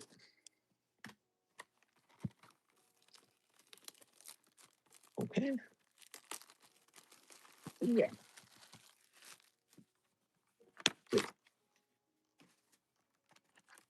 There we go. 5 of those. That's all set up. Now he also wants a Magic Spider-Man and a Topps Naruto. Ah, that's why it's so pricey. You got it, man. I was wondering how your order's so big. It's the Topps Naruto. Topps Naruto, which has gotten more expensive every time. Especially now that you can't find it, I guess. One Magic Gathering Spooderman. Where would I be hiding that? That's Teenage Mutant Ninja Turtles. Is this Spooderman? Oh, that's we have the Last Airbender. I didn't know that. We have an Avatar. Here we are, Spooderman. My PR for Minecraft is 3 hours and 10 minutes. Your playtime, is that what you're trying to say? I must have played Minecraft for a couple of thousand hours. I played the heck out of that game. So much fun. I don't know if I could play it again now. I've played it too much. Built too many things already. Don't want to do it all over again. Why don't we get a couple more sleeves going here? We need one more person for this gym break. Who wants to jump into this Snorlax gym break? It is a lovely Snorlax after all. We need one more person to set it off. We haven't had a gym break go off in a little while, have we? I haven't worked on them too hard. But that one's ready to go off.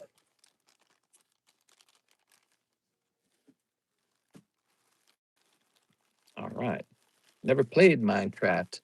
It's like it's a building game. You go in and you can build stuff. But it's a lot more than that. There's a lot of fun things. There's a lot of exploration. Some of my best video game memories are actually from playing Minecraft. Such a fantastic game. The creator of the game, what was his name? I can't remember his name now. He's a where is he from? Is he from Sweden? He's from Sweden, and his name is Nosh Bosch. I can't remember his name, dude. What was the name of the guy who invented Minecraft? He had designed the game with a new idea that hadn't really been done successfully at a commercial level before. He had a randomly generated structures. It is Notch. Thank you. Yeah, Notch. I was close. Nosh. So he stole some of his ideas from existing games in the same genre as what he was making, but he actually made it really popular. And I swear to God, not only were his ideas really good, but he had good music with him too, and that's so necessary. He had the C418 Minecraft soundtrack, so that soundtrack is so good and makes the game what it is, which is why I'm so sad that Microsoft got rid of C418. But anyways, Notch, he invented procedurally generated uh, environments. Procedurally, am I saying that right? Generated environments. Basically, it's an AI environment. It's just random. And so you'll load up your game, and the game will load up like mountains and rivers and sand and oceans. And it's all done with the random like structure that occurs when you start a fresh world. And that's your world. So every world you start to build in is going to be different from the one you were in last. And it's very cool because it's very good at mimicking, sort of like nature. There, you get a sense of like, whoa, this is like if I was outside actually. So you get this exploration feeling from it. It's a really nice feeling. You go places you wouldn't probably go in real life, like exploring deep into caves and stuff like that. And of course, you wouldn't do that in real life because it's too dangerous. So the game's really fun that way. It has an exploration vibe to it. Then there's sort of like a how good are you at resource gathering feeling because the game gives you the ability to gather resources to build, better equipment and better building blocks. So you start to learn, how to become very efficient in the game. So there's an efficiency reward, like how fast can I get diamonds or something like that. You know what I mean? So you start to learn little details about the world and how it works. And then there's the building aspect where you have to like, can you make a sphere, for example? It's like it's actually pretty tricky to make a sphere when you're building with square blocks. So it becomes like it's a great puzzle for your mind to kind of solve. You all of a sudden your spatial intelligence is challenged and you're like, whoa, this is forcing me to think. Solemn judgment, very nice. Okay, where are the overframes? What's the trade slab? Says Mr. Patrick. Hey, what's up, Patrick? Yeah, we have a fresh trade slab. There's a couple spots done in it already. It's going to be a Nintendo Bowser poker card, retro Bowser. Here it is. And so there it is, retro Bowser PSA 9. 3 spots done, 6 spots total remain. All right, and last but not least, we've got Nibiru, the primal being. All right. My votes are rigged. I could give it another try, but I'm addicted to days. Hawk, if you ever want to play, I'll hook you up. Well, if you guys didn't know this, we used to have a community Minecraft server. I actually just disabled it. But what you really need to enjoy Minecraft, you need to have a friend or two, or a girlfriend or a boyfriend or whatever, a furry femboy boyfriend to sit down and play the game with you intimately, like in your home. Like sit down with 2 TVs, 2 consoles, and start building stuff together in the game. And when you reach that status, you're just gonna be stuck playing it. It's just too fun. When you're doing stuff together, and because if you're playing by yourself, it's terribly boring in most cases, unless you're like already some sort of connoisseur of the game and you don't need to experience other people's knowledge of the game. But yeah, it's best played in a group, especially with people of perhaps a similar skill level to you who are very motivated to play it and they're discovering new things with you. That's another thing. You don't want to play with somebody who knows the game too well because they'll just spoil everything. So it's fun to kind of discover stuff together. So it's a boyfriend girlfriend game very quickly. Here's Lilia. Ooh, all right.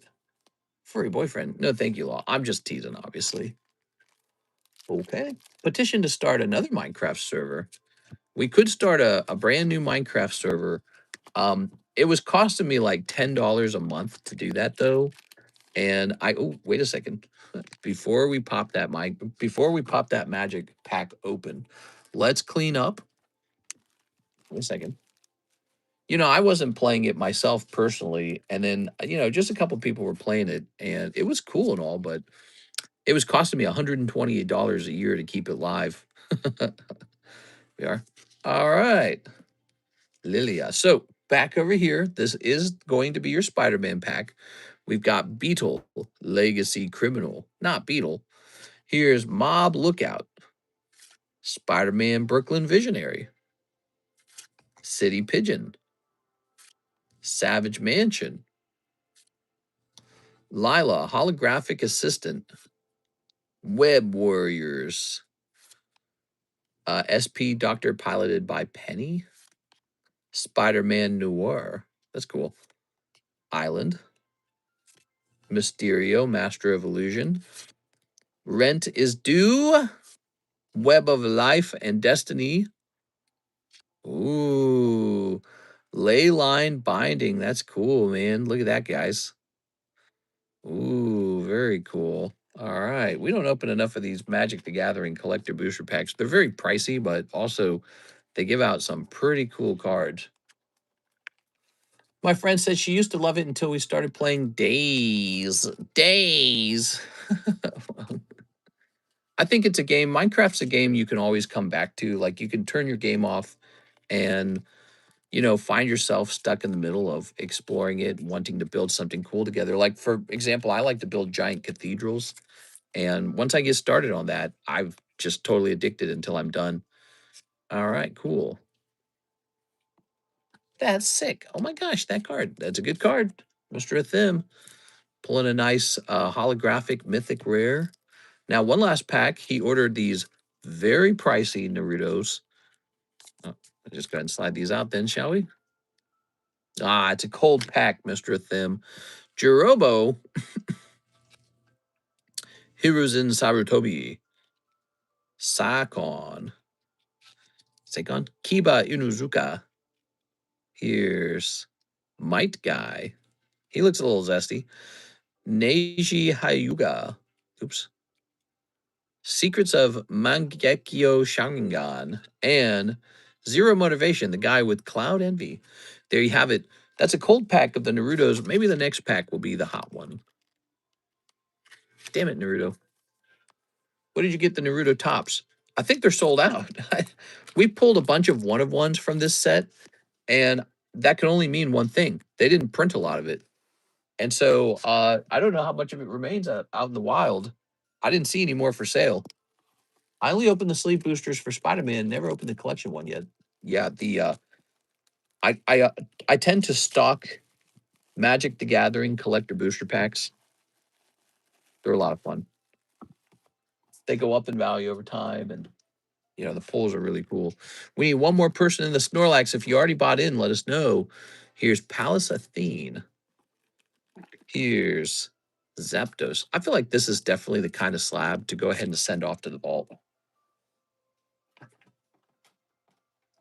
Okay.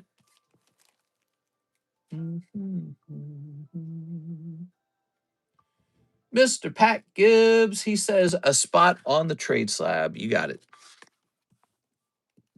I will one day here. Really? Pat Gibbs. Good. Oops. All right. So now we have an order from, check the website. Let's open a Lego store. Yeah, I was thinking we could do a franchise, maybe a bricks and mortar. Next up, we have Shayna. What's up, Shayna? Shayna says 5 of the junk packs. Dang, dude, that's a lot of junk packs. Let's go grab them. I'm not gonna have any left in a minute. Yeah, 1, 2, 3, 4, and a 5. All right, very good. What do we got here? Yeah, I'm opening a Lego store. You want in? 6. Big Game Hunter, Naruto, Reptia, some Chainsaw Man, some Pokemon Hollows, some One Piece. Is the one by you? Brixton? No, we don't have anything like that out here in Lake of the Ozarks.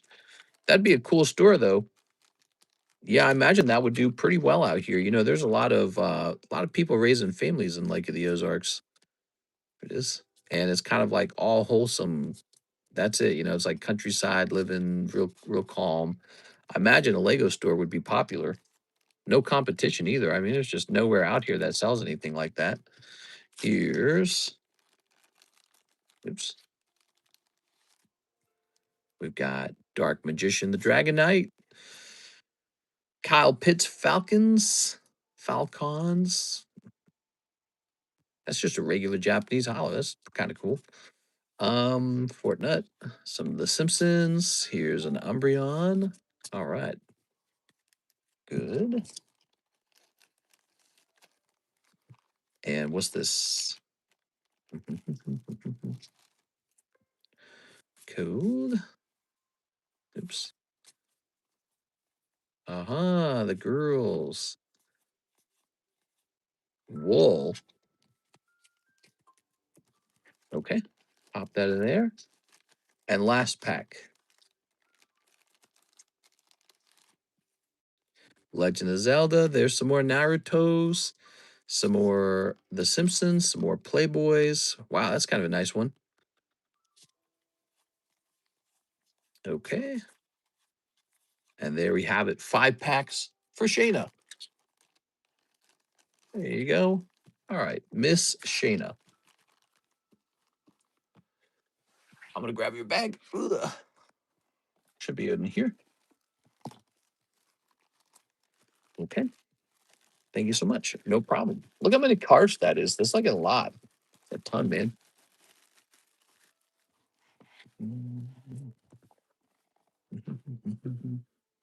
Good. And now what? Next up, we have a Hawk order. He says Ralts tag 10. All right, the Ralts is sold. This Ralts is from the McDonald's Pikachu collection, the Burger Chew collection. So that's kind of cool.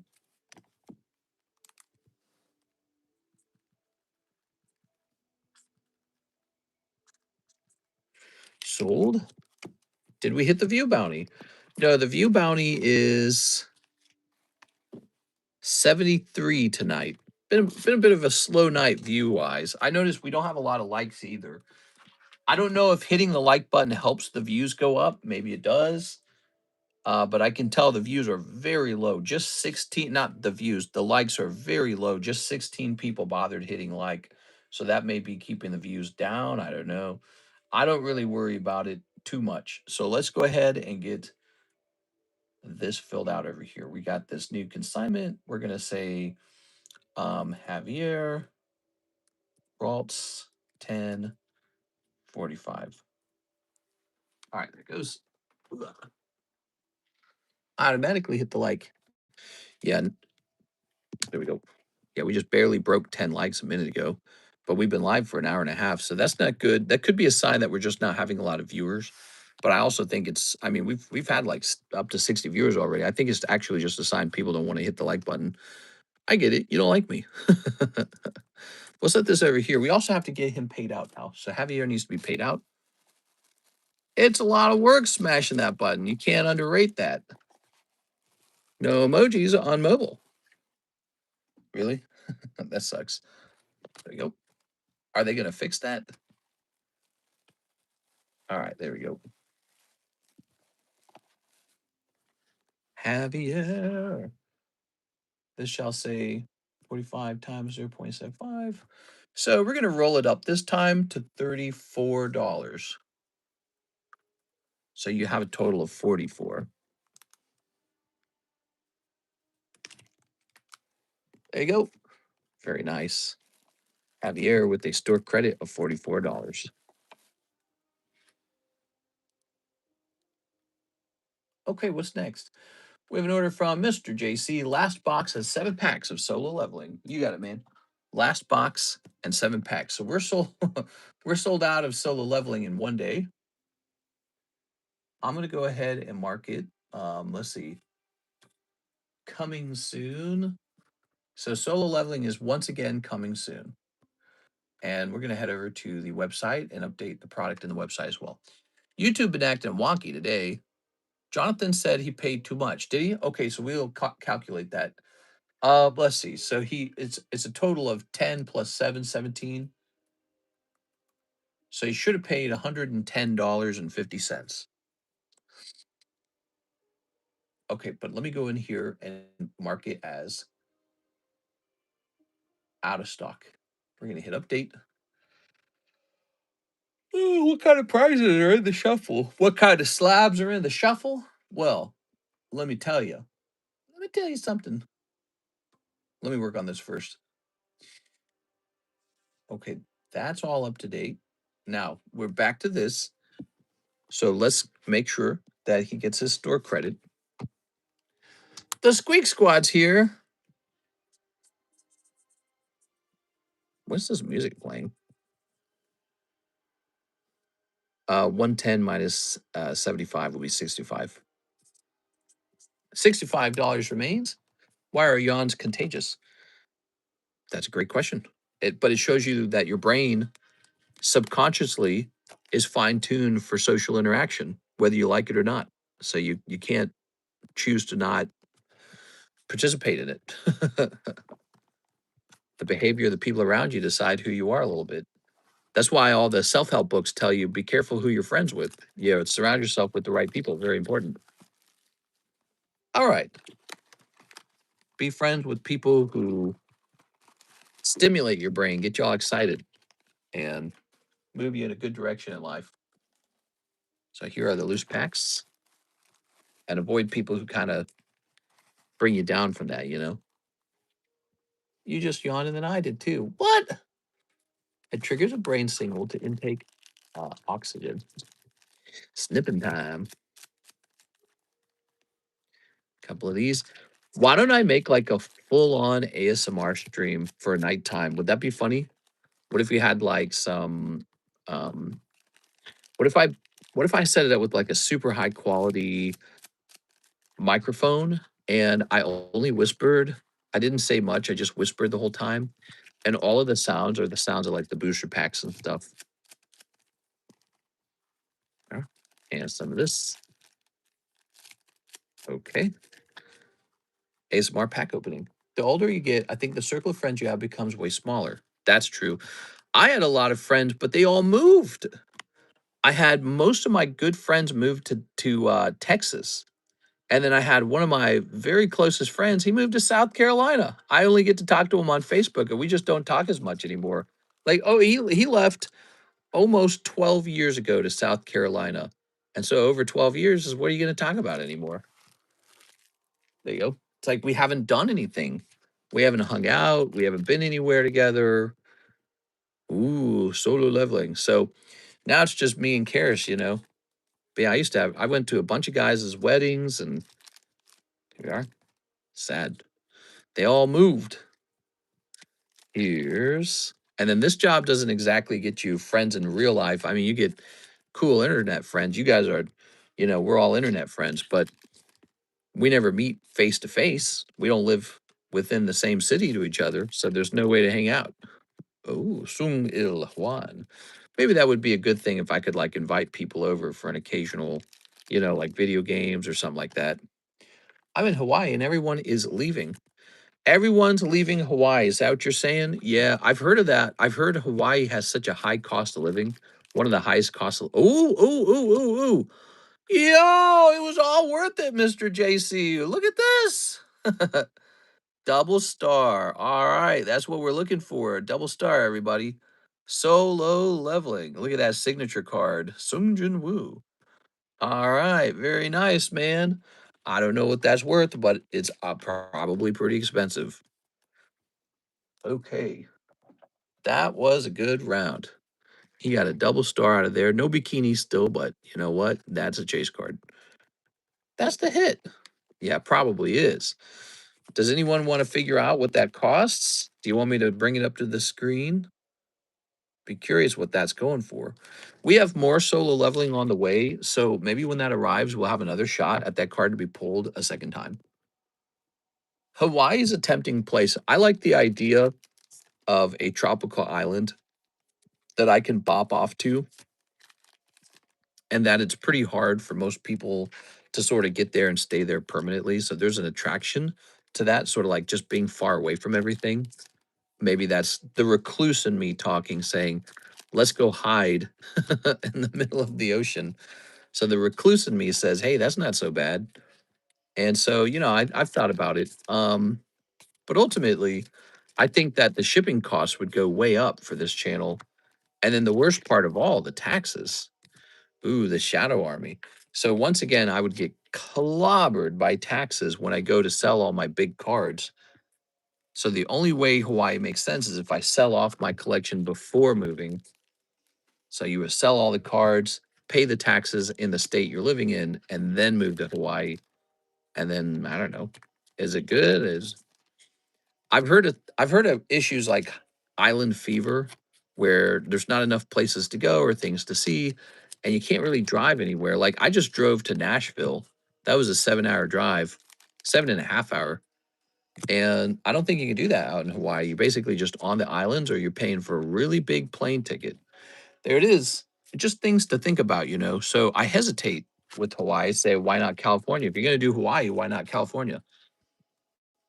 It is. So I think Hawaii is probably really, really, really high on the quality of life, wildlife, ocean quality. You know, there's a lot of places it scores well, but it might not score well as a place to operate a business. And it also may have a sort of lack of diversity around being able to easily travel to new places around you. You have to pay for a big plane ticket rather than just hopping in your car and driving away.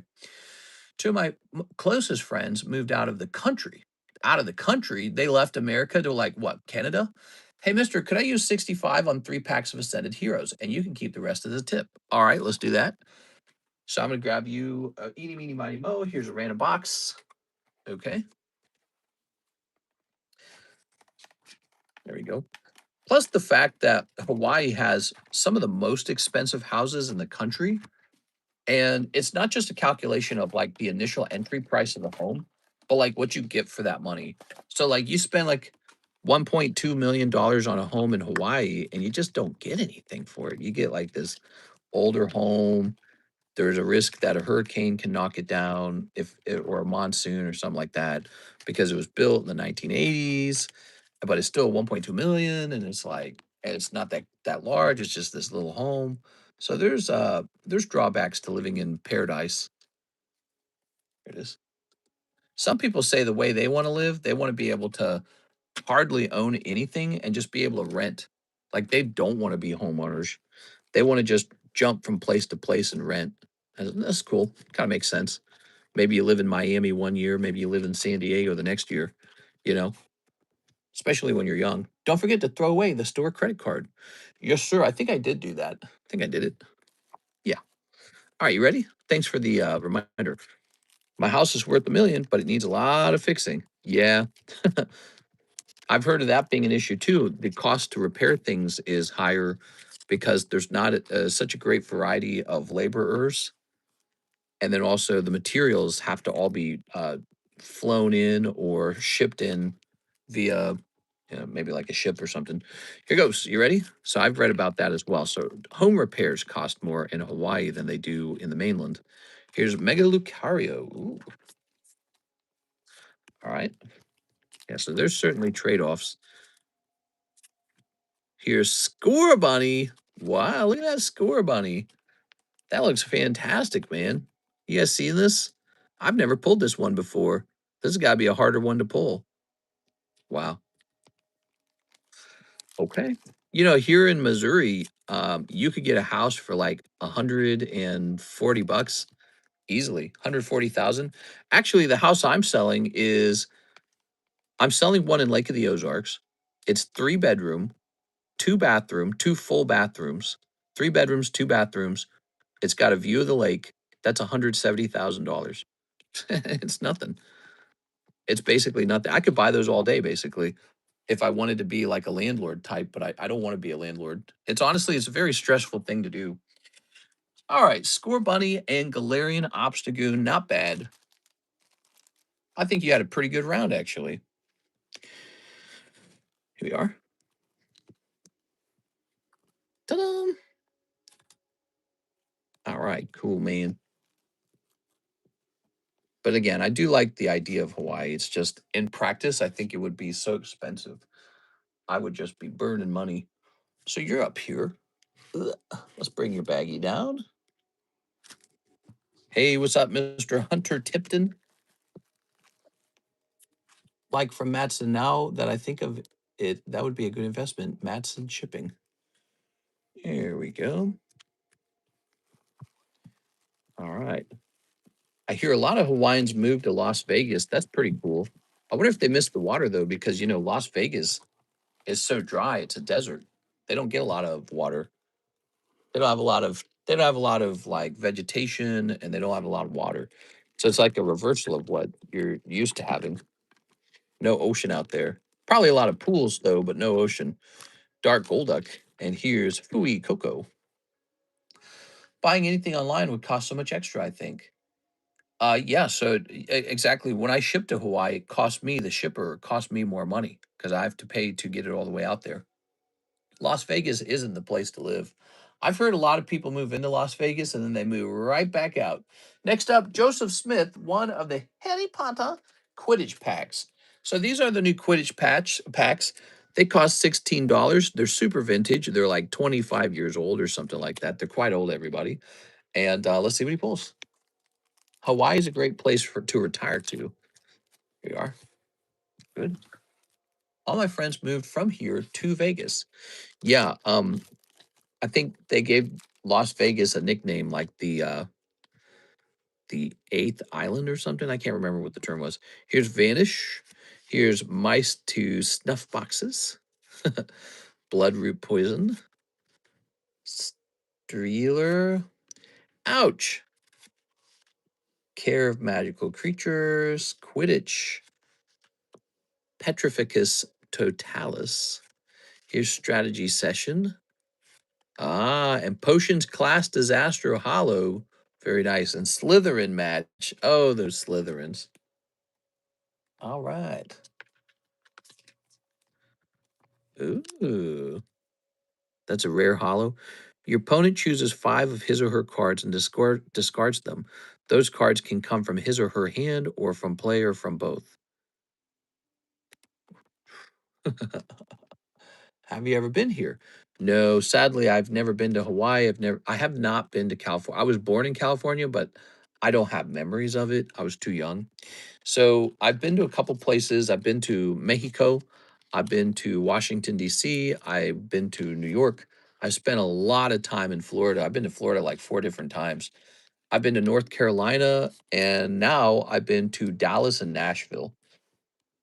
Potions class disaster, but as an adult, I've never been to California.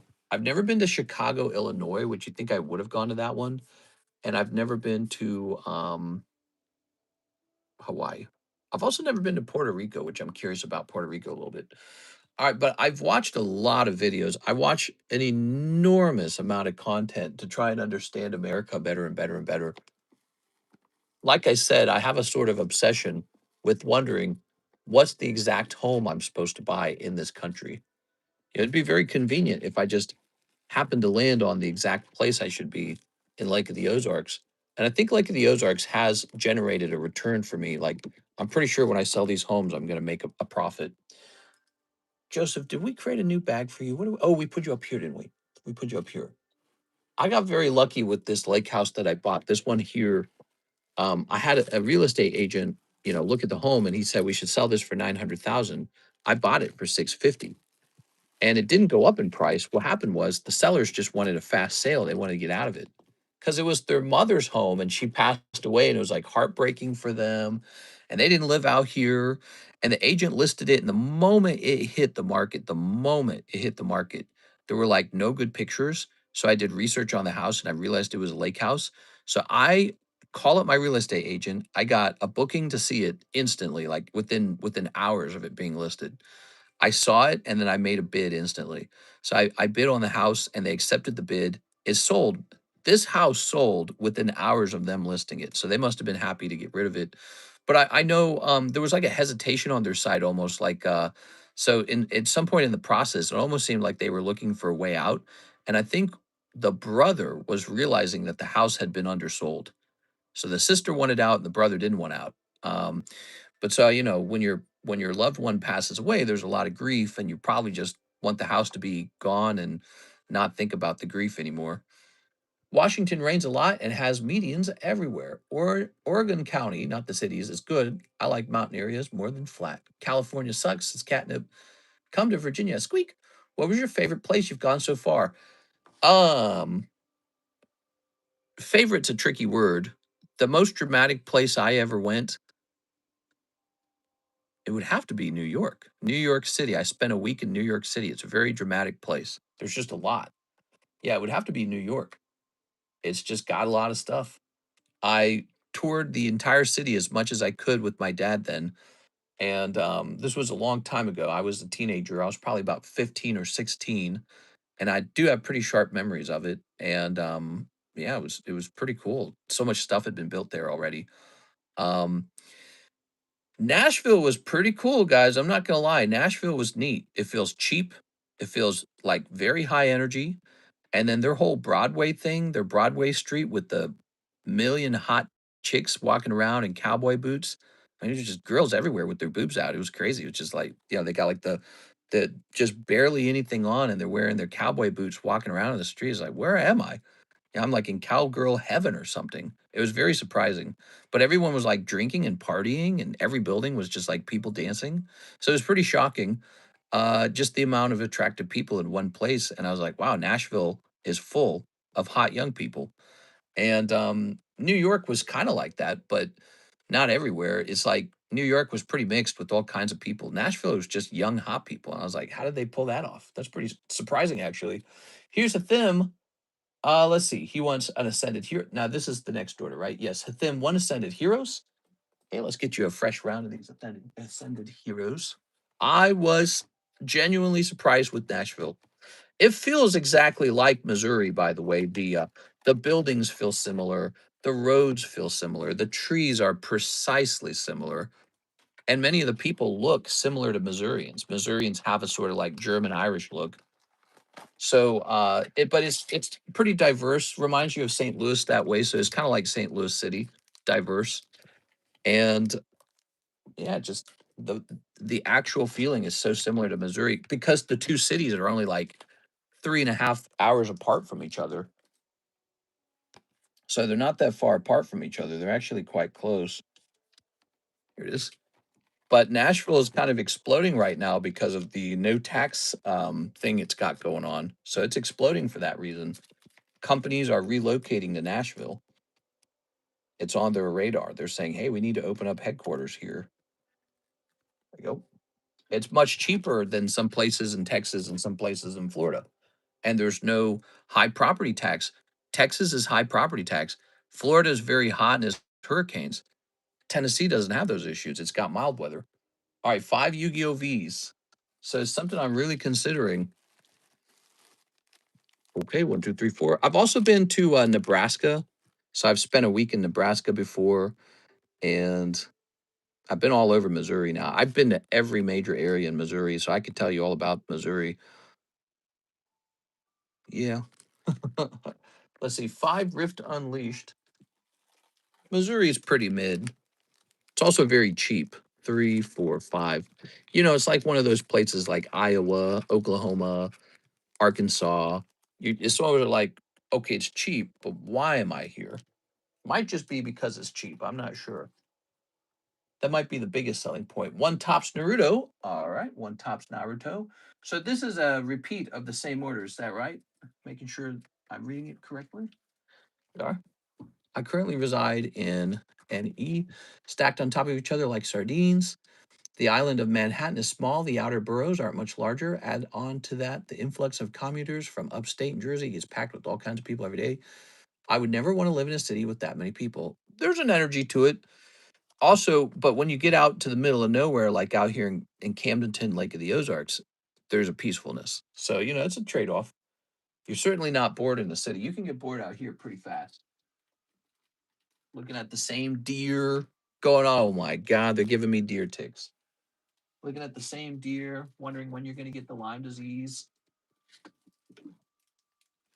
Seeing the same 10 people with no teeth at Walmart. I'm just kidding. It is. Now, all the dogs at Walmart. Who the heck lets dogs inside of Walmarts? Well, Lake of the Ozarks does. All right, so we need one more Yu-Gi-Oh! Rarity V. I'll be right back. Don't you like my dog? It's pooping on the floor in Walmart.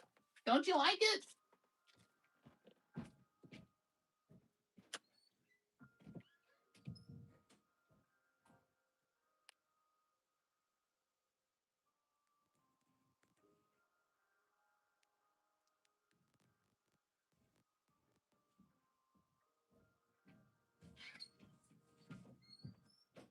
I will, if I move out of here, I will remember Lake of the Ozarks as the place where the stupid dog Peanut peed on my mail because they just let the dogs wander. And this neighborhood is full of dog poop because they just let the dogs wander. And the Walmart is full of dogs because nobody calls out everybody bringing their dog in a Walmart behavior. That's just like popular out here. There's just enough dog people that everybody likes it. Everybody just walking around Walmart with their dog. Like, what happened? Have you looked into Delaware? I have. Delaware's a no sales tax state, which is an interesting thing. Yeah, they're a no sales tax state. They are. That's where PSA opened up their PSA vault. It's cool and all.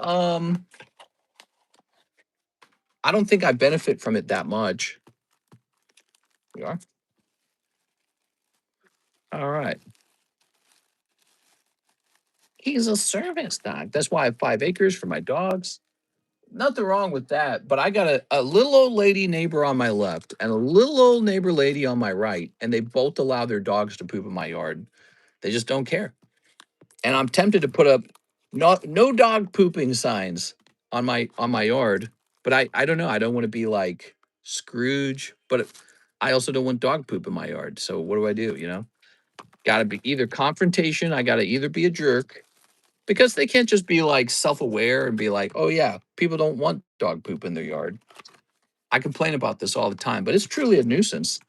And then the previous home was the same way. The neighbors owned 2 dogs, a bigger dog and a little dog named Peanut. And Peanut would just bark its head off at me. And it wasn't on a leash. It wasn't in its yard. It would just wander. It would just wander. And so it believed my yard was its yard or something like that. So it would just bark its bitchy little head off every time I stepped out the door. I hated it. One of those little yip dogs. Nonstop like an alarm clock or a screaming child. And then it would come over and piss on my mail. $1,000 Charizard slab, dog piss all over it. And yeah, it was horrible, dude. Hated it. I took the county rules and I taped it to their door. The one, and I circled the one that says all dogs must be on a leash, no wandering dogs. They didn't care. They didn't do anything about it. So I was like, all right, well, that's it. So I can either start calling animal control or, start calling animal control, which I didn't bother. I told Karis when the cameras do the motion detection to sense the mailman, I said, we got to bring the mail in instantly so the dog doesn't pee on it anymore. The dog ended up getting the mail like one more time. So the dog likes to piss on my mail at that old house. Man, that made me blazing angry. Little dog that barks at you when you're in your own yard, and it's an unleashed dog, not behind a fence, just barking its little head off because it's pissed off at you, and then it pisses on your mail. It's like I didn't really have an opinion on it on the subject of loose dogs before, and now I do have an opinion. We are. Motion detector water sprinkler. Yeah, but then you got to like buy all that crap, set it all up. Why should I have to pay like $75 getting that all set up and turn my water on and have these motion detector sprinklers all to keep this mofo dog out of my yard? We are playing some cocoa plants, BB gun. I remember you talking about it a while ago. It was extremely bad. Yeah, it was extremely bad. Like we had this little patch next to our garage. We had a detached garage with a yard of its own. Sometimes we just wanted to sit in chairs in our own yard to do like a fire pit, and we couldn't because if you sat down in that yard, the dog will get as close as it can and just bark like an alarm at you until you leave. How sad is that? Couldn't play in our own yard because of this pissy little dog, and it's like the size of a football. I could have just kicked it in one blow and it'd be gone. And I just sit there and not get violent, not lose my temper. I'm not going to kick anybody's dog. But this dog would just be there, "Rah, rah, rah," and it had endless energy. There was nothing that pulled it back. And they wouldn't even be home. They'd be out. So it's like they're not going to call the dog in because the dog lives outside. It's an outdoor dog. It had like a dog house and all that, right? Blue eyes, white dragon. Oh yeah. It was an outdoor dog, so, they were out. They're not gonna call it or tell it to shut up, and the dog would just be right there unleashed, not in the yard, just barking his head off at me, and it's like, "Well, Karis, I guess we'll go inside and not even enjoy our own yard that we pay the money for because this dog's just gonna, bark until the end of the world, I guess." We are. The other dog was chill though. The big dog was chill. You ever notice that? The big dogs don't freak out. It's the little dogs. I swear there's like something to extract from that, something to learn from that, extrapolate. Something like in the real world, it works the same way with humans. You know, if you get a guy and he feels small in some way, he's the one that wants to fight more than the guy who feels more confident and like he doesn't have to prove anything. Here's Bestial Dispatter. All right, very good. The hose again. Yeah, we didn't have a hose nearby, not in that area. It was just sad. Like you couldn't enjoy your own yard. It wasn't possible. The dog was always out, and it like anytime we stepped out of our front door to go anywhere, the dog just went off like it was going to attack us, and it would come pretty close, like it wanted to bite us, and I never kicked it or anything like that. But boy, did I want to! I was like, one rock, and you're out of here. But again, I'm too smart for that. I would never do anything like that. There are guys who lose their tempers and then they get themselves into jail, like they hit their girlfriend or something like that. I'm the opposite of that. I never do that. I never been in trouble with the law and I never will be because guys will do this thing where it's like, okay, their girlfriend annoys them a lot. So they punch a hole in the wall and then they smack their girlfriend and then it's domestic violence. For me, I calm down when I'm real angry and I kind of go, you know, I'm never going to jail for anything, never going to break any laws. That's what I do. And so for me, I don't get stuck doing those kind of temper losing situations, but boy, if anything ever made me want to just go nuts and lose my temper, it was that stupid little dog. Man, that dog drove me insane. Like 10 out of 10, pure rage. It was worse than a baby because a baby cries because it has needs, right? But this dog it was screaming, it was screeching because it wanted me gone off of my own property that I pay for. And the dog owners are just these super old people that are, I guess they don't care. They're like, we don't care. They had a couple dogs and they just didn't care. So it's like, what are you gonna do? Like get mad at them too? Yeah, call the dog pound. And it was really just us and them together. Like there wasn't too many other people around. So we could call the dog pound, but they would know who called the dog pound. So like, I don't know. At one point, Karis and I knew we were going to move. So we just said, we'll put up with it. We'll get out of there. So we did. We moved to this house. And now, little old lady on my right, no husband. Little old lady on my left, no husband. They both own dogs, and both dogs shit in my yard. That's how it is today. I can't stand it. It just drives me nuts, like deep down to my core. Like, what the hell? Then you walk into Walmart and everyone's got their dog. It's like, wow, man. I don't know when society became that, but it wasn't that way in St. Louis, I guess. Maybe it's more like a Lake of the Ozarks thing, or maybe people have slowly shifted into finding that to be normalized. I don't know. Maybe people are, I don't know if you're experiencing where you live the same thing. If you come out here to the Camdenton Lake of the Ozarks Walmart, you will guaranteed run into a dog in that Walmart. Someone's always got a dog. You're almost guaranteed to run into a dog in that Walmart. And I think it's become like a dog owner meetup place where people are like, "Oh, look at your little dog." So I think that that's kind of happened over here, and it's just how it is. It's one of the things I'll remember most about this place. All right, here we go. We've got Spiritomb. Ooh. All right. The moment you get bit and start bleeding, a kick is fair game. Yeah, if the dog had actually bit me, then we would definitely call animal control and be like, "Your dog bit us." But it didn't. It just barked really annoyingly. Dude, those little yap dogs are just the worst one. They have the most annoying high pitched bark you'd ever hear. They're like shaking. They're like, ah! You're like, whoa, dude, you're gonna give me secondhand anxiety. All right, Mr. Hathim. I don't know why they're so beloved. The little shaky, boogery-eyed poodle dogs. Pe- I don't know. It's just really popular with some people. They just love those little boogery-eyed poodle dogs. They would fight and die for those dogs. I ride for my poodle, my mini poodle. Have you tried telling them about how it kills your grass, etc.?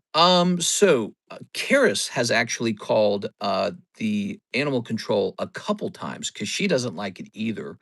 Not only do their two dogs wander, the whole neighborhood has dogs that wander. And the thing is, one guy owns straight up pit bulls, and there's a pit bull that wanders into our yard, and Karis hates it.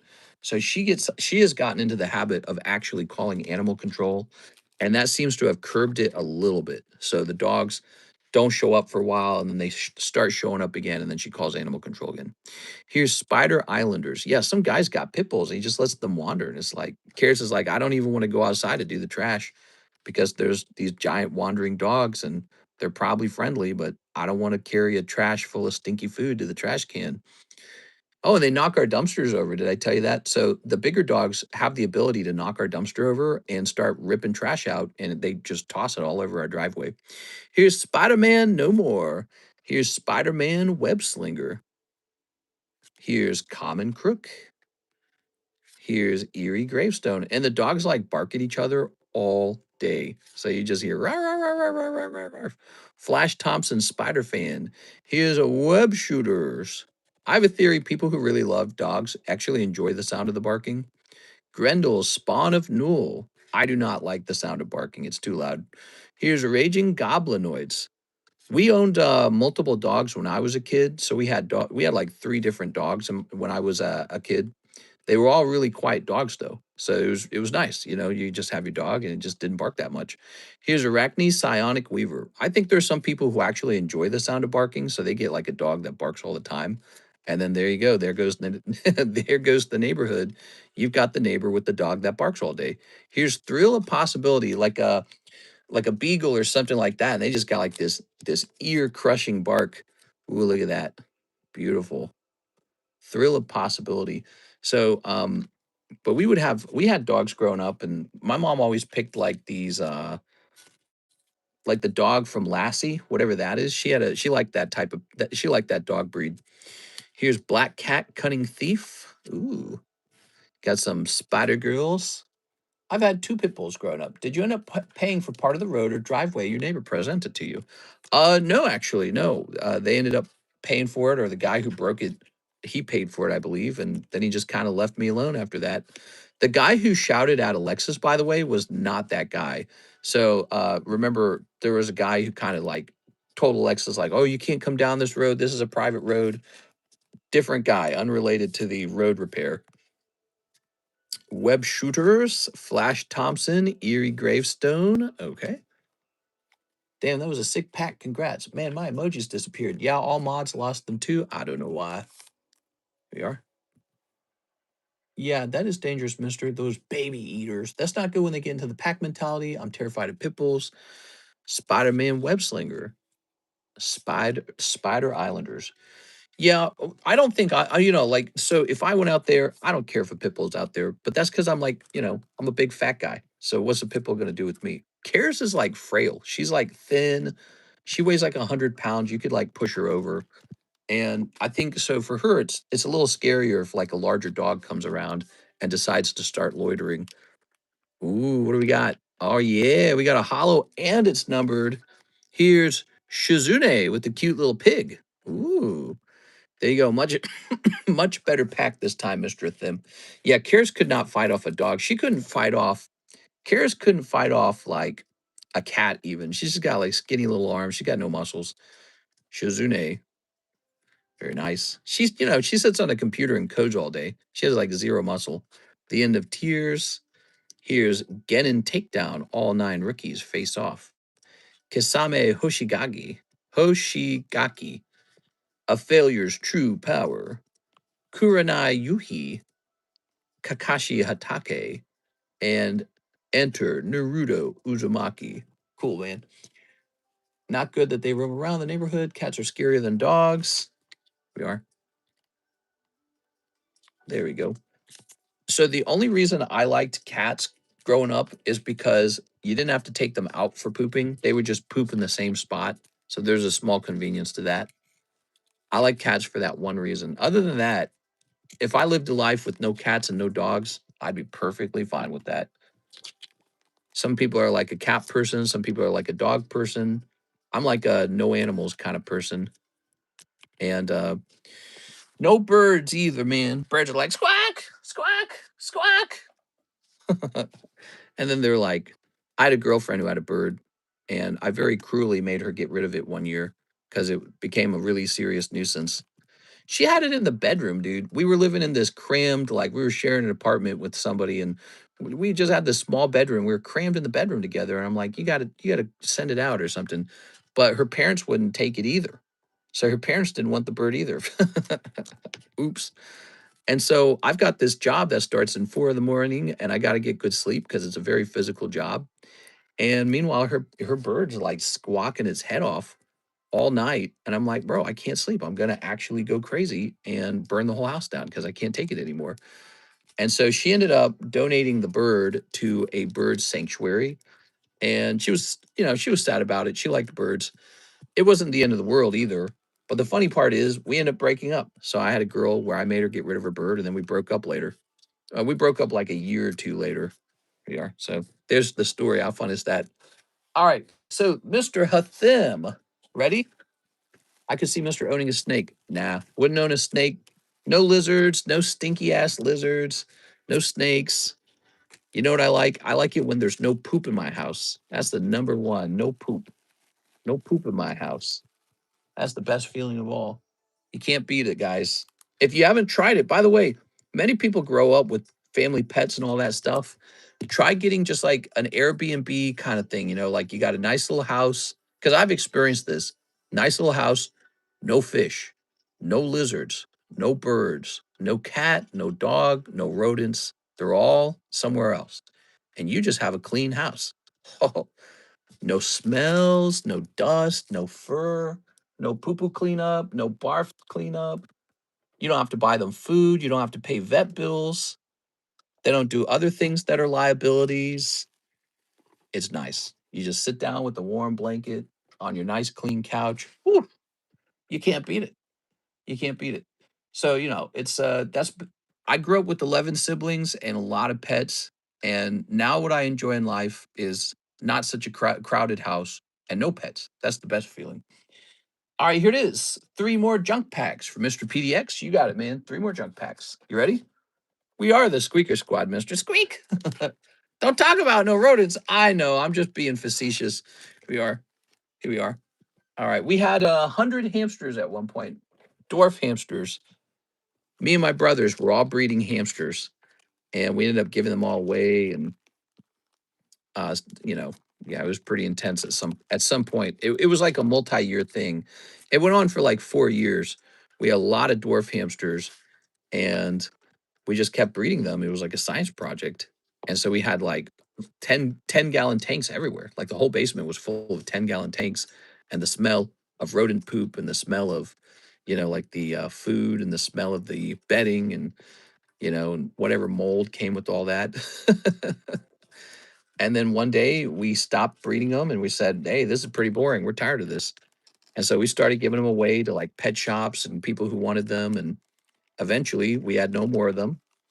Um, and all the tanks went into the shed, and suddenly we just had lots of room in our bedroom, and it was clean.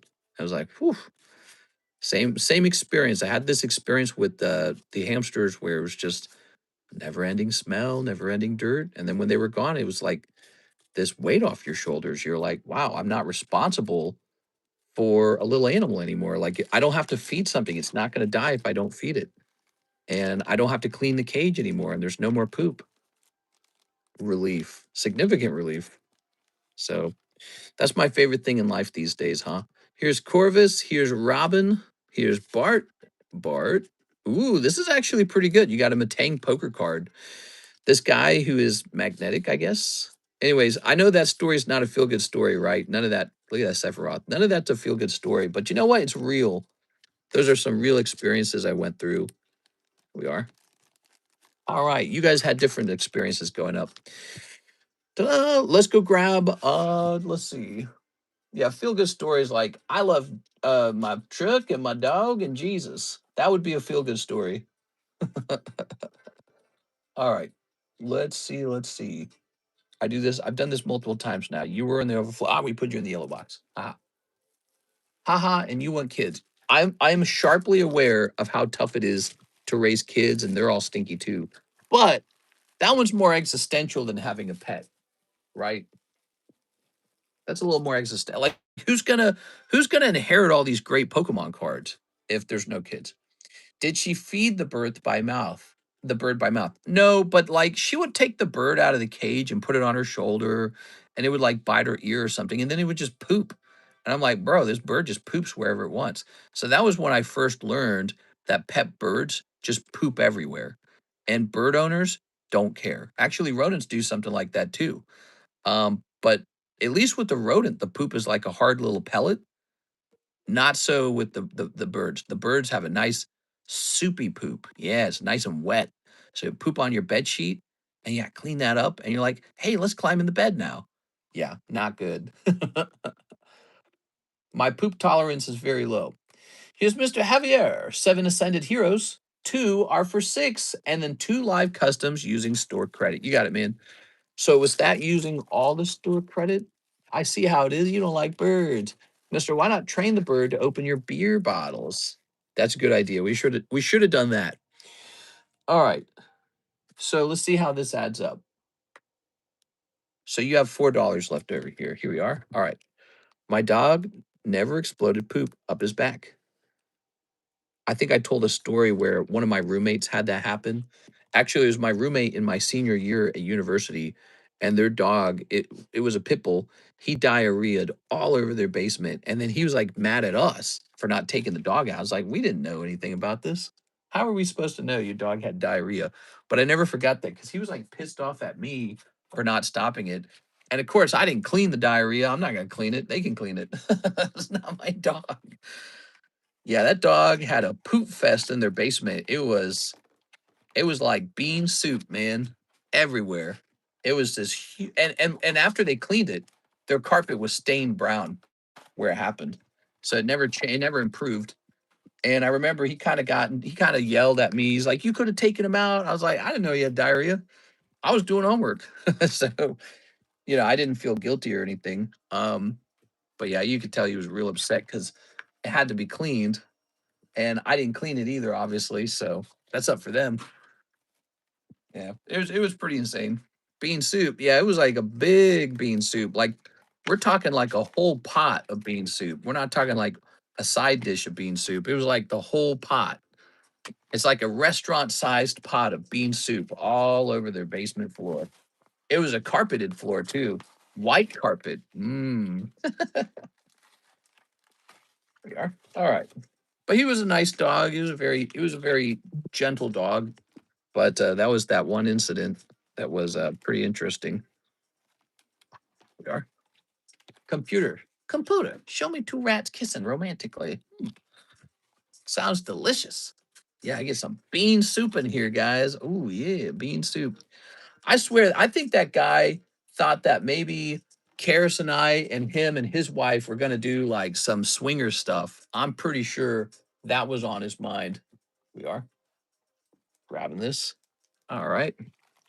But we weren't really into them. 1, 2, 3, 4, 5, 6, 7. All right. So maybe that was a fantasy that at some point passed.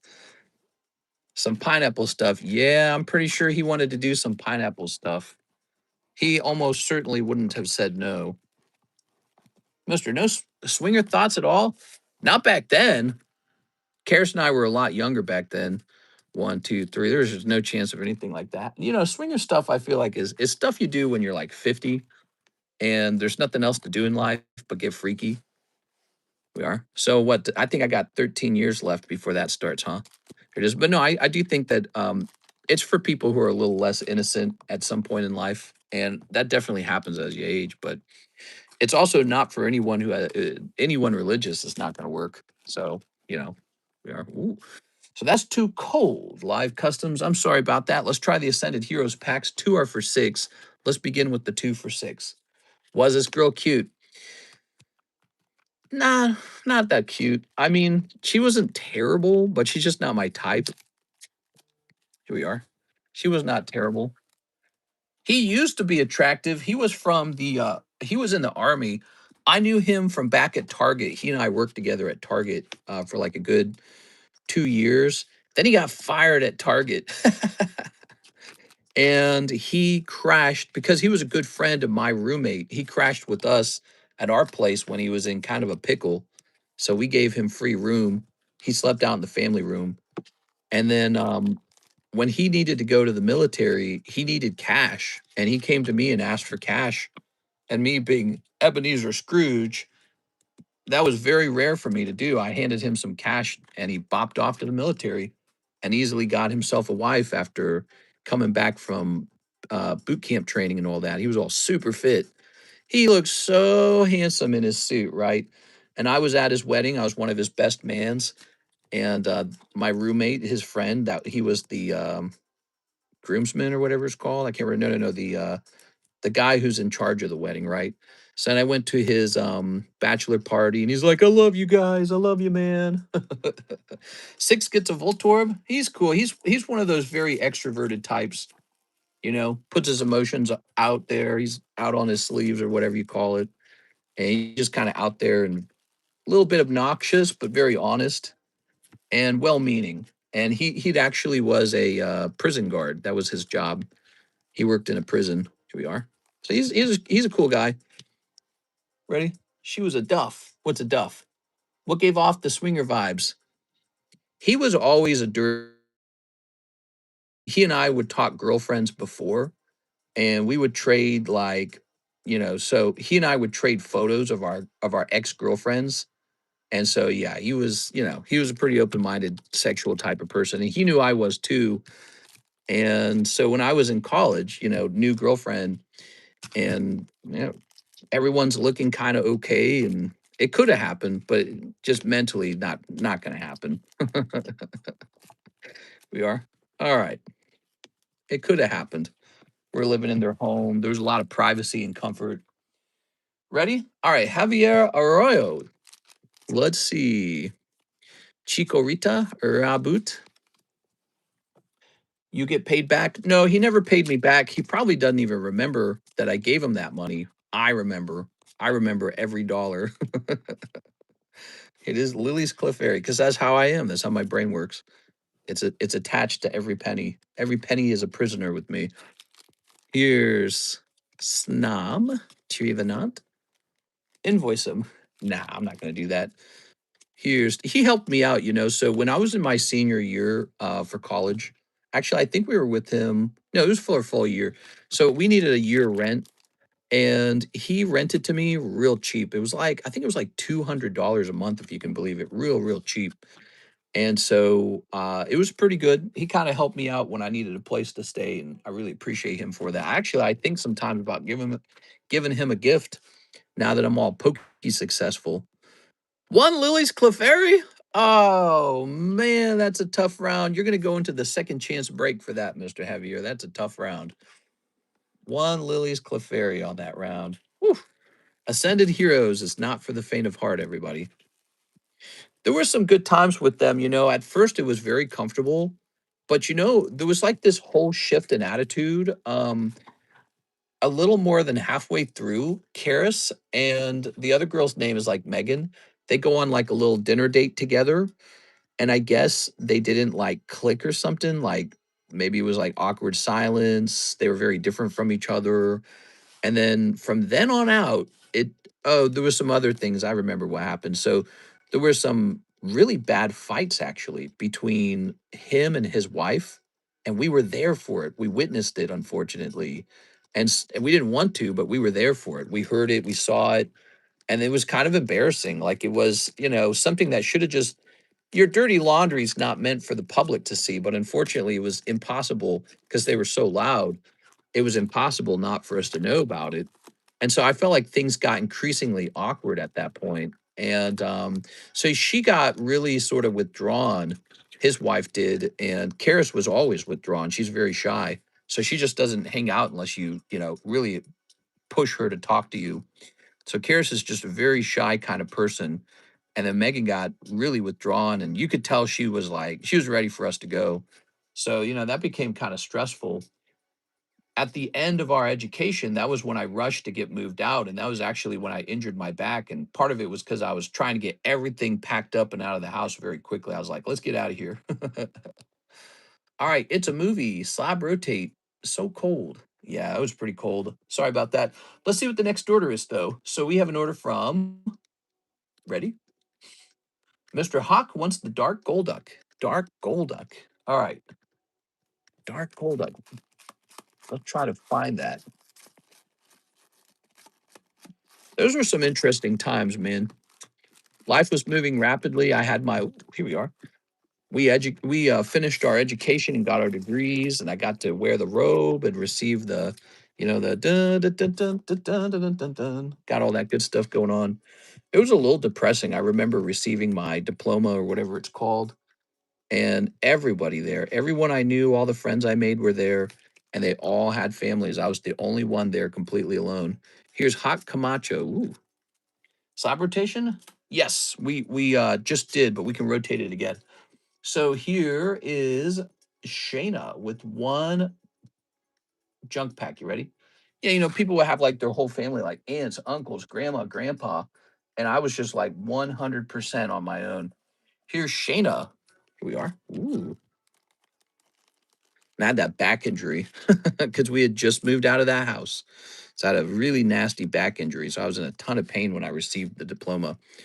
No rest stops for the next 16 hours. Here's Happy Father's Day, Dad. They were 12 for a dollar at Bud's Big and Wide Shop.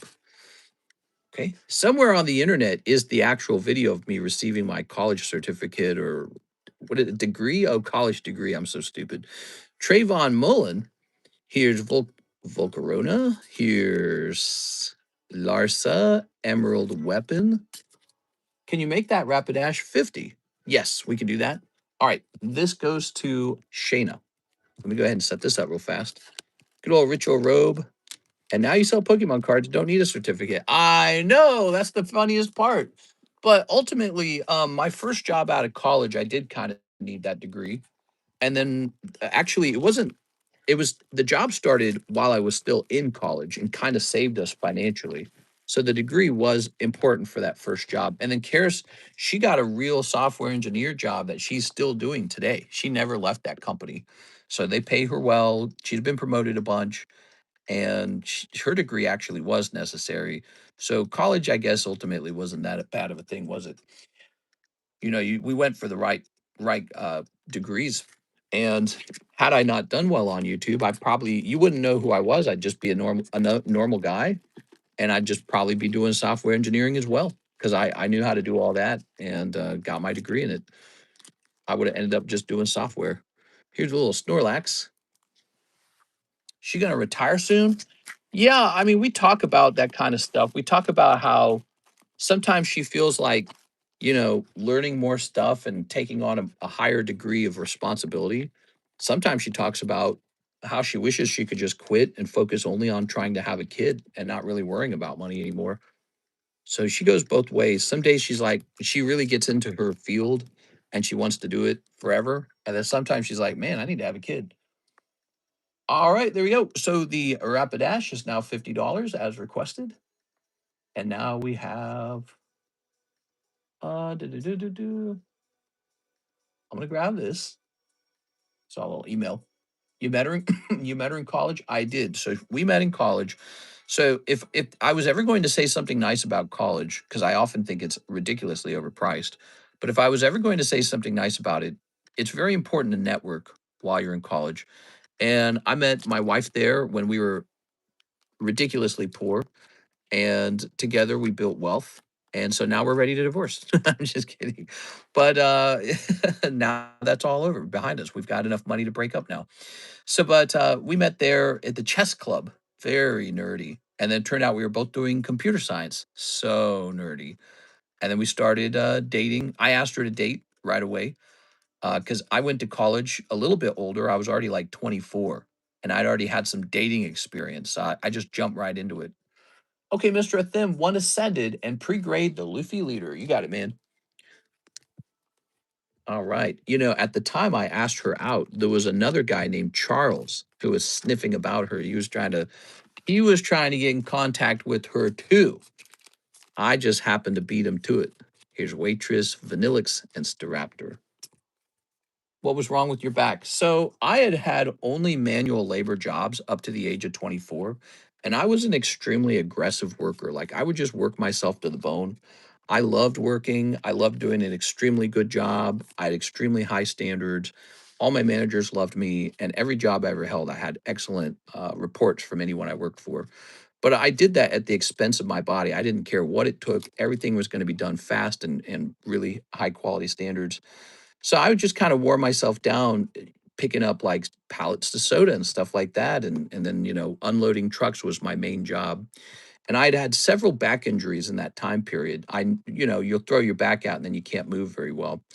Well, that last move out of Ferret and Mega's home, oh, that's his nickname was Ferret, by the way. I was picking up pretty heavy pieces of furniture and not asking for any help because I was such a strong, tough guy, right? I was like, "Urgh, strong, because I had unloaded so many trucks in the past.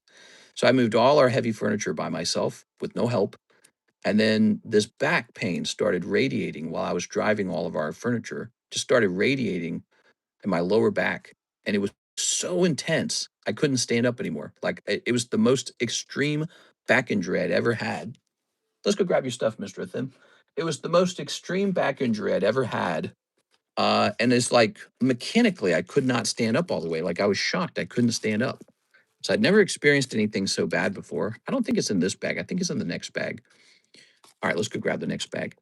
And after that back injury, what ended up happening, anytime I twisted too fast or rolled out of bed the wrong way or picked up something a little too heavy, instant re-injuring of the back. Really fast and really painful, like so severe, like 10 out of 10, totally disabling pain.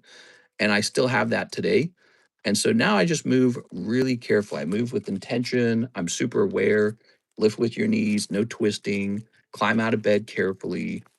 So nowadays I don't move too suddenly. I don't like lean too much. I've learned to move in a way that doesn't re-injure the back anymore. And it still gets sensitive and still hurts.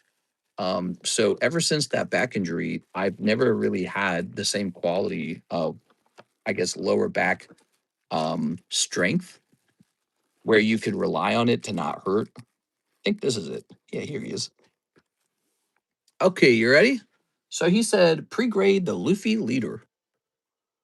Is it a pinched nerve? I'm sure I damaged something permanently back there. I'm sure of it.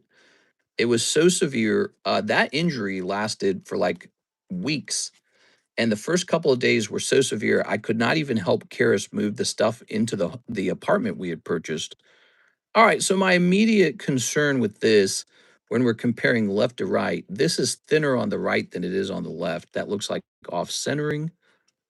I would say that pattern follows on the back of the card. So my opinion on this card is that it's going to hit a 9. We are due to off centering issues. All right, I'll let you zoom in and see what you think of it. Okay, you see that left to right? It gets worse down here because there's a change in the thickness of the border. So left, right here, it's even worse. I don't exactly know how PSA decides that. Like, do they measure from the upper portion or the lower portion? But either way, you can see the off centering is the same on the back of the card. See that a little thicker on this side, on the right side. So this card, I'm going to rank it a 9 for off centering. Anyways, so nowadays I am super, super careful. I do stretches, I do a little bit of yoga movements. And if I ever start having that lower back pain, I take it extremely seriously. So if I get like a sore lower back, I take it as a sign I'm about to have a back injury because it's usually that's what that means. I'm very close to a back injury. So this can occur from like sitting down for too many hours or like sitting in the wrong position, like bad posture, whatever it is, poor back support. So if I get the lower back stress, and it'll be like a sore back, it won't be an injury, it'll be a sore back. I take it extremely seriously because I know I'm one wrong move away from like a 3-day long back injury, a back injury so intense that I can't stand up properly. I can't move my arms properly. It's that intense. And you guys have, if you've been around for years, some of you have, you've heard me go through that, where it's like, I tell you, I've had a very significant back injury and I can't move. Here's Hunter Tipton, Snorlax gym break. Ah, yeah, there we go. The gym break's going off. Yeah, it's actually quite depressing because when it really sinks in that it's never getting truly better, you realize you're like a disabled person. You're like a person where you're never going to play sports the same way. You're never going to lift things the same way. So you've lost a certain level of freedom. Uh, okay, so we can't reuse this. This is an old card. Here we are. There's your standard card. So you realize you've lost a level of movement freedom, and it starts to depress you a little bit, especially because when I was, 18, I was so athletic. I loved sports. I was decent at it, and I loved physical work anyways because I was decent at that too. I'm real good at unloading those trucks. And now I'm older and I just have to be super careful all the time, like an old man. Remember when Mr. moved both boxes and hurt his back? Maybe see a chiropractor. Yeah, I've been to the doctor multiple times for my back. They call it like a mechanical problem with the back, and they say you're going to have to start doing these stretches and work on your core muscles. And it's like, that's great that they tell me all that, but I know something's wrong with my back. Like, they can say all they want. I know my back was super flexible and I could lift heavy items and I could do all kinds of stuff. Then I had the injury just before graduation. It was the most severe back injury I'd ever had. And now even the slightest breeze gives me a lower back injury. So I know it's changed. I know it's been ruined or something. Here goes. All right, we've got removes trainer energies. That could be useful. Gum shoes 100. And Sable Eye 70. Round one, Hunter Tipton. Round two, fight. Here's get two energies. All right. Wow, that's a strong card. One. We need another energy card. Well, they must all be up the top. Oh, two fire energies. All right, so get two energies. Gengar with 130. That's not bad. Ooh, but it's not going to be 270 HP Salamence. So round two goes to Mr. Hawk. Oh, they're tied up, guys. Who's going to win? Ready? Oh no, Ekans only has 70 HP. It's looking like Hunter has it in the bag. There's a couple bad Pokemon you can pull that can still lose or tie with Ekans. Oh, energy card. Oh, it's in. He's got it. Oh, he would have lost, but with the energy card, he wins. All right. It goes to Hunter Tipton. Now, you might be thinking of this guy. He only works on that round, okay? Just letting you know. All right, Hunter Tipton. Wow. Very close match. Hunter's going to take the Snorlax home. Crazy. Okay. Let's see. I loved running and bodyboarding. It's depressing, but at least we're not totally disabled. Mister could have gone to state if coach just put him in. Yeah, I know. Stretch and strengthen. The Trump Pokemon. I think it can still help to stretch and all that. I stretch very, very often. I know all the lay on the floor and stretch moves. I know all of them. All of them. All right. Nice slab. Okay, so let's get these scores. Hunter tipped in the lucky is what we're gonna have to start calling him. He's 4-0. This card's starting to look like his other card already. And then here's Mr. Hawk. Sorry, Mr. Hawk. One win, two misses. Here we go. I like that you got a Howlucha for your mascot card. Okay, Mr. Hunter. Thanks for listening to my life story here, guys. I like to hear your stories too, by the way. I just sometimes I'm the host, and it's my job to yap. But I like to hear about you guys too. I like to hear about your experiences. Here's Mr. Gabriel, Snorlax break, and one ascended. Well, I could start up another Snorlax break. Would you like that? Do we have another person? Let's see. Did anyone else buy into the Snorlax break? All right, no one else bought into it. So what are we thinking here, Gabriel? I could start a break on this if you wanted. Us three have had this back talk before. I'll set him up with $25 for now. Here you go. We're gonna say Gabriel. I had three truck unloading jobs. The first one was Target, and that one lasted several years. And then I had a truck unloading job for Sears, which was really intense because they only had really, really heavy items. And it was all moved with dollies. And then I had a truck unloading job for Sam's Club. So that was really cool. I liked that one the best. And with Coca-Cola, I didn't unload trucks, but it was very heavy lifting all the time. You lifted liquid, which is like the heaviest thing they sell in a grocery store. I'm happy that you got some relief. I threw trucks for years and UPS. Yeah, UPS. What you learn about your back, by the way, is that it's like Kleenex or toilet paper. It's not like you use it and it recovers. It's you use it and now it's used. It's one-time use. So for all the young guys in the stream who are hearing me talk, when they say protect your back, they're not kidding. If you injure it, you're done. You're disabled. You don't get to recover from it. It doesn't like come back. You're disabled now. So don't do it. If they want to push you to work faster or harder or whatever, your number one priority is not twisting when you lift and lifting with your knees and not leaning over to lift as much as you can, you know. So it's very good advice. It's real advice. And you're probably gonna underestimate it like I did. Because I heard those warnings and I underestimated it. Mr. Gabriel, is he watching? No? Okay, so Gabriel, let's get you the one ascended pack. Oh, here it is. I'm worried I'll lose now, but sure, gym break. Oh, you're interested in a new gym break. Okay, so then this guy sold. So Gabriel's coming in for gym break number 2. Let's make it 46, right? So let's say $23 for this one. Slightly cheaper. Okay. Now lift 200 pounds, but use a weightlifting belt. Yeah, just if you lift carefully, you won't injure your back quite as much. But even when you use all the right technique, it still wears out your joints and it can still hurt your back. You know, there's weightlifters who hurt their backs.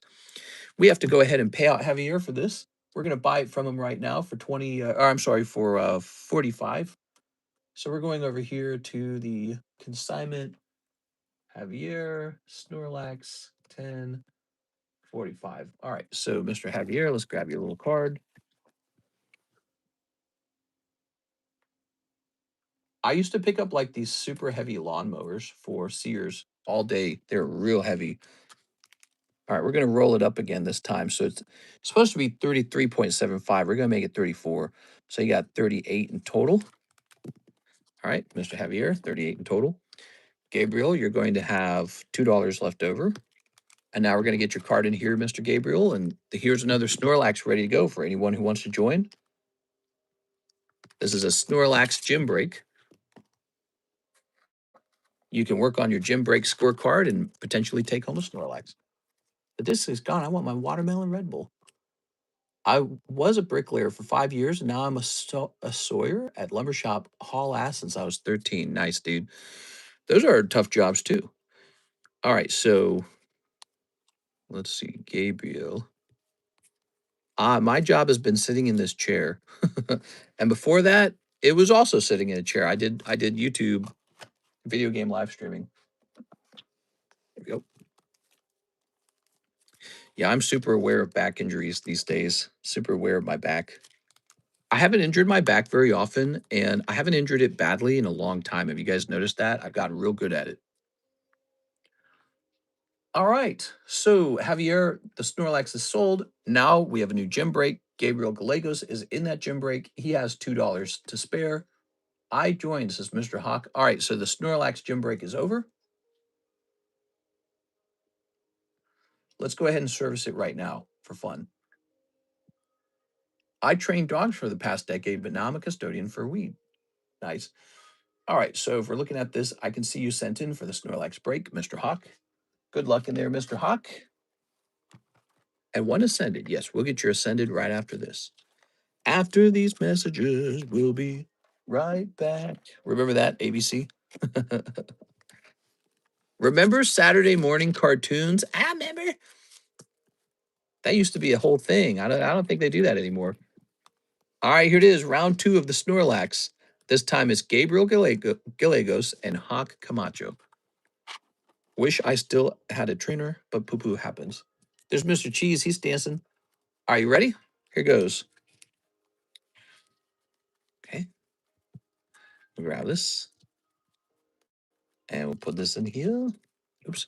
Do you guys like the gym breaks? They're pretty interesting. All right. Wow, we're at 170 minutes. Wow, we finished our 3-hour stream so fast. And we were busy the whole time. We are. I remember Pee Wee Herman on Saturday mornings.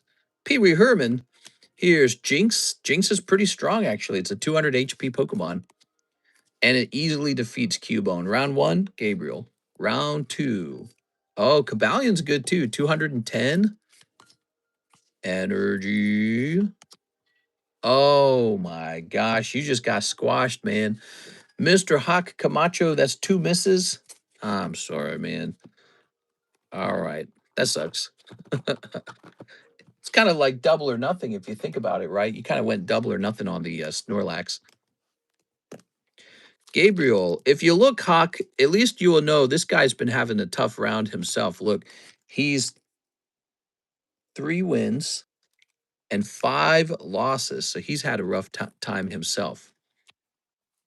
So he hasn't been stealing anyone's lunch money with these breaks. You guys are in a similar boat to each other. All right. There it is. Mister, should I buy Gold Star Latios? The Gold Stars have performed pretty well. They're cool cards. I guess if you can afford it, I don't know. So this shall say on it, Gabriel Gallegos. Okay. Good. Now, I'm gonna toss you into the second chance break just for the fun of it, Mr. Hawk, because you missed those 2 gym breaks. So look at this, Mr. Hawk. Here's your name, and you're going in this thing called the second chance break. That's a new thing we do. At the end of the month, somebody gets a free slab if your name was in the second chance bag. There goes. Is there an order on who gets the next card? Is there an order on who gets the next card? Well, first, we have to open up the Ascended Heroes. Oh, no, are we at it? Oh, we need more Ascended Heroes. Okay, give me a second.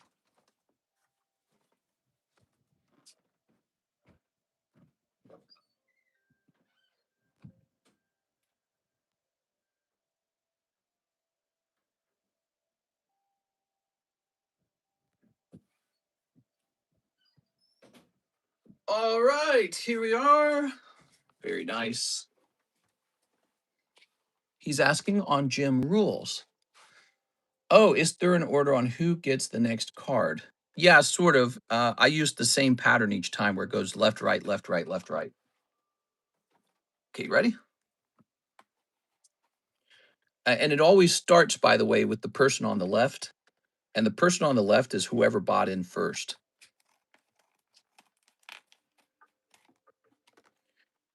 All right. And if I make a mistake, we count that as RNG, since I'm a human, not a robot. All right.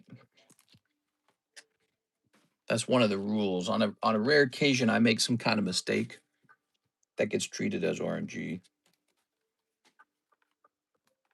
Unless I decide to try and just fix it or something. I don't know. All right, here's this. Can you give Hawk the Snorlax Pokemon Go Slab for his birthday? What? That's so nice of you. This shall say to Hawk Camacho from Javier Arroyo. All right, wow. Look at that, Mr. Hawk. You got a free card anyways. You got a nice Pokemon Go Snorlax. Wow. That's pretty good. So much generosity is crazy. Let me put this down. 65 and 75 is what, 140? Man, even when I'm very tired, my math is still okay, huh? Let's see. Now, back to it. Gabriel Gallegos. Wow, wow, wow. Javier is the Lisa Nagaib. Speaking of robots, there's a Japanese doctor who won a Nobel Prize for finding out how to reverse, hold on, the cells in your body. I heard the Japanese have worked on something that makes your teeth regrow. Is that true? I think I was watching a news article talking about how they're moving that out of like clinical trials and they're actually starting to do it on people. Something that helps teeth regrow. Have you guys heard of that? All right. Gabriel, obviously a pretty cold pack there, but that's all right. You got a nice Snorlax tonight. It was all good. Did the tops pack go off? Round number 3, which you were probably in that did go off. Round number 3 went off. Now we're in a new round, round number 4. I even wrote it on the pack. I think we have this right here. 2 people are in it. All right, so we have a new round of it. 2 people are in. It's just a really popular pack split. It keeps going off, so I said, let it ride, you know? People are having fun with it. We just do it again. Okay, and now we have an order from Eddie Morales, One Ascended Heroes, Mega Snipe. All right. Mega Snipe, Ascended Heroes. Snipping that. Good. The sun coming up. Yeah, I know we're minutes away from the sun coming up. School Bunny, did you get my trade spot order? I believe I did. Patrick Gibbs, yeah, I believe I did. So that is for Mr. Eddie Morales, 1 pack of Ascended Heroes. Oh, did you guys try this out? This is Union Arena Chainsaw Man. So that's new. Oops. So here's Eddie Morales. You know what hasn't gone off in a long time? The jumbo pack break hasn't gone off in a long time. Also, I got that folder in the mail. Now I got to start putting cards into it. All right, so Javier Arroyo, 2 Ascended Heroes, 3 pre-grades, Lily Clefairy, Gold Charizard, and Dragonite MA. All right, 2 more of these Ascended Heroes. Oops. That's hecka interesting, and it saves a lot of money if your teeth can actually grow back.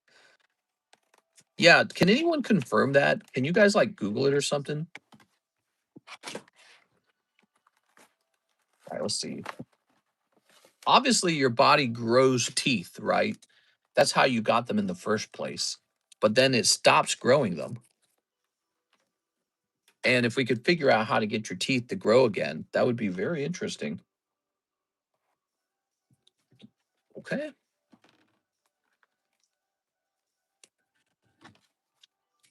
So you ordered 2 of these. And let's sneak it. Oh, let's check for Pat Gibbs' trade spot. We did put it in there, but we didn't mark it to 4, did we? So this is up to 4 out of 9. Did you guys know you can just trade junk cards to get into the Bowser? So you can say, hey, take these cards out of my bag that I don't want. I don't want my hollows. I don't want my EXs. And we'll try to take about $5 of those. And then you'll be in the Bowser break. It's like the ability to enter a break without spending any cash, just making your bag thinner. In the past, people used to just donate hollows to me. So it's kind of a nice way to donate hollows for people who don't want their hollows or their EXs. You can donate them, but also manage to perhaps walk away with a nice little card, you know, because somebody does pull that card. You can also buy directly into the Bowser break. That's for Mr. Javier. You got Pikachu. Pikachu Hollow's not bad. Let's see. Apparently they did it in rats. Sorry, 6. Hold on, let me see. Japanese find way to regrow teeth. There it is. Yes, researchers in Japan are conducting groundbreaking clinical trials on experimental drug that regrows missing teeth. All right, there you have it. And let me check on news. What the heck? Is there no news?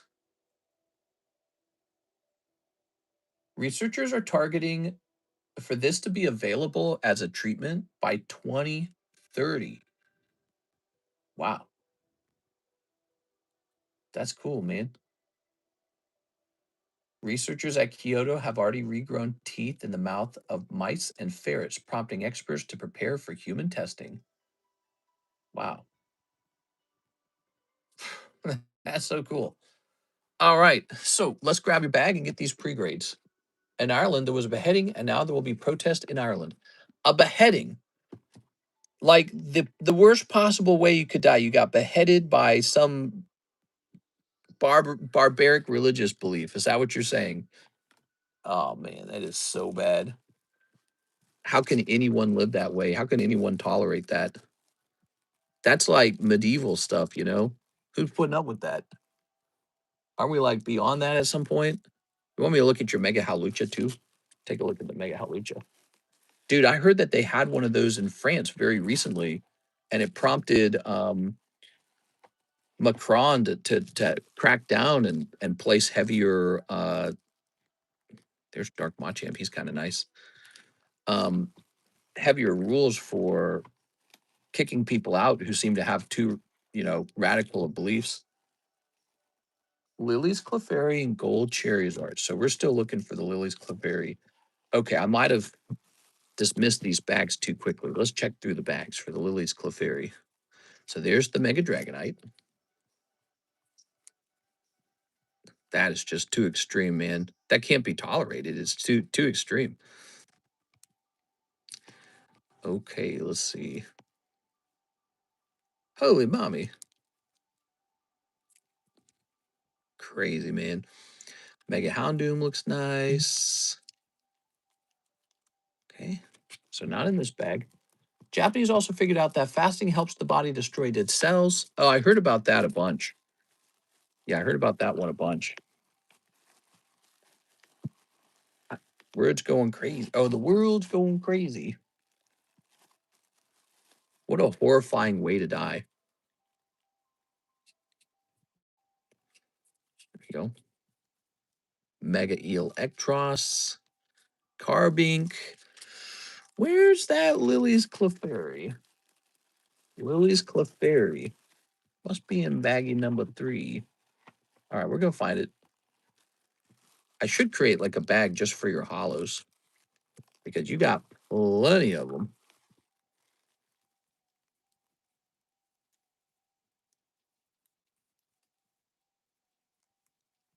Okay. Aha, there it is. Sticking to this pack. This pack has a piece of glue on it or something. All right. There it goes.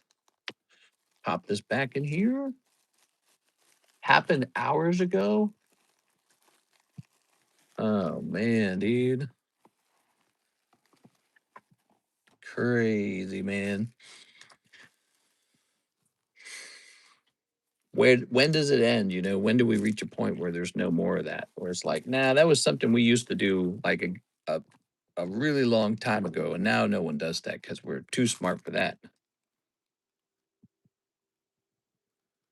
God, dude, so stupid. At least just shoot me, like, man, gotta be better ways to die. All right, let's see. So, I see the sun coming up. I'm gonna grade these 4 for you, starting with the Lily's Clefairy. All right, so I immediately noticed the off-centering, the diagonal off-centering. This corner is too thin. But in addition to it being off center, I noticed there's also a notch on the top lip. So you actually have 2 issues going on. Notch on the top lip and diagonal off centering. This card will get a 6. Okay, next card. Here's the Mega Dragonite. Looks nice. Oh, he looks real nice. Okay, let's see.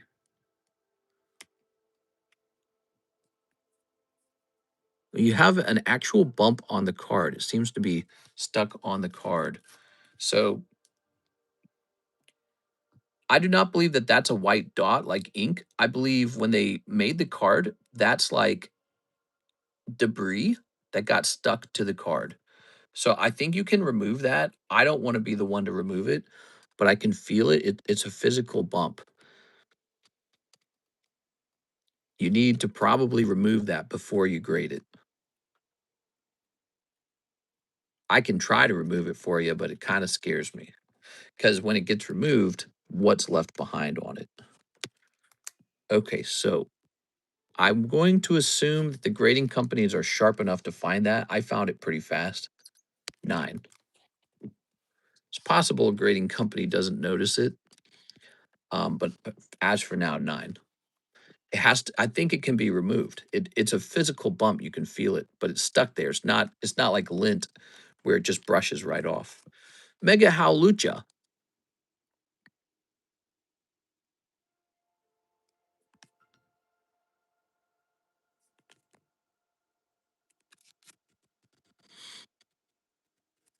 Hmm. Oh, it's blinding me. It's so weird. The borders on this card seem so thin, but it seems ever so slightly off center down that way. So another diagonal off centering. However, it seems like it's still within the range of a 10.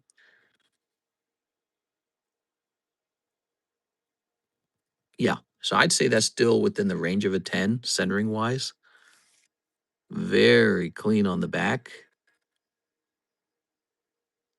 Okay, you have a very nice card here.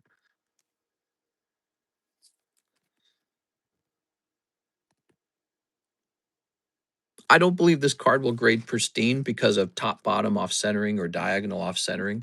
So this card will just receive a plain 10.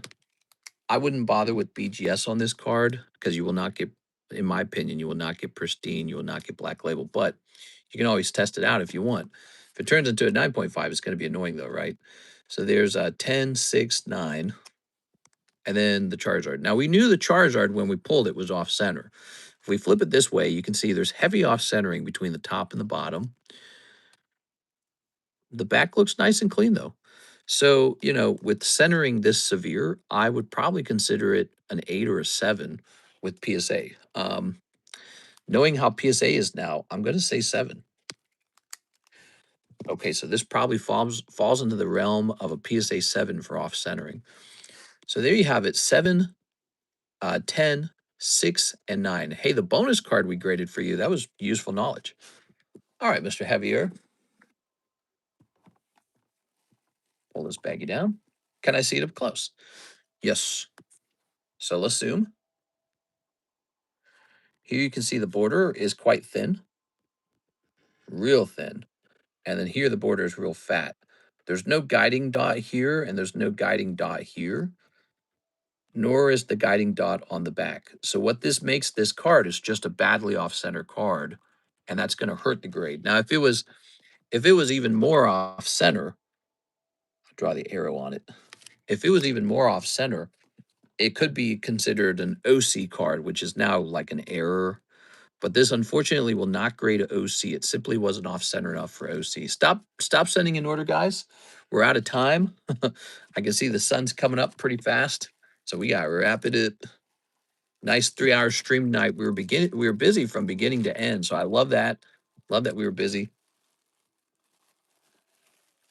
Supposedly the media reported it as a stabbing instead of a beheading. Wild stuff, man. Just crazy. All right, there we go. I wanted to see the texture on it. Oh, it's super cool. The texture is a lot of fun. Okay. Thank you for that. Here's Miss Six, One Painful Heroes with credit. Hey, One Painful Heroes. This is the store credit you received shortly ago. I looked for Tyler. Tyler, he sent me looking for some slabs he wanted to put in consignment. I could not find those. Oh, this is Second Chance. Here we are. We want this back here. Here it is. From Kip F. All right.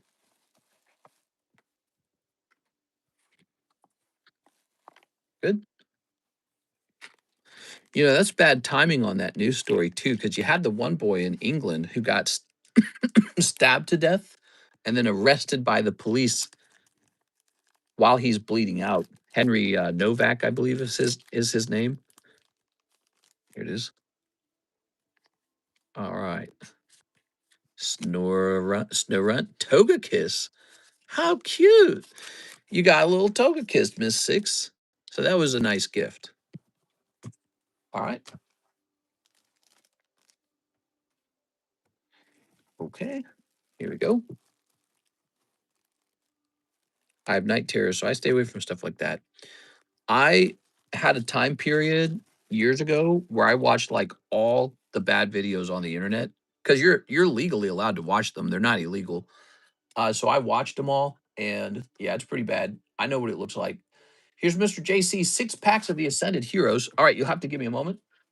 The Ascended Heroes are selling so quickly. What's the restock on Ascended Heroes look like? Just out of curiosity. Give me a quick second here.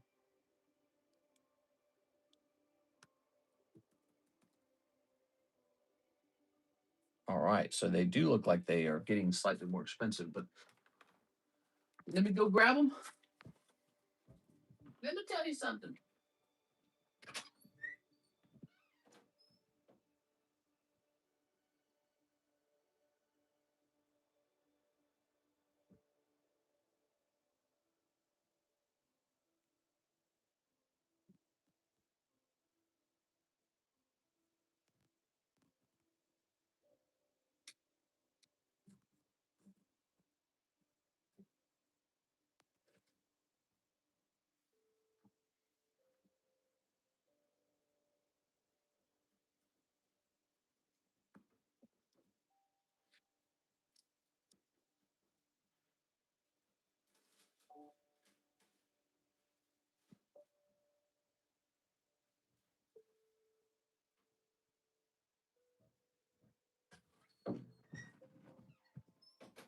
All right, this is a new case.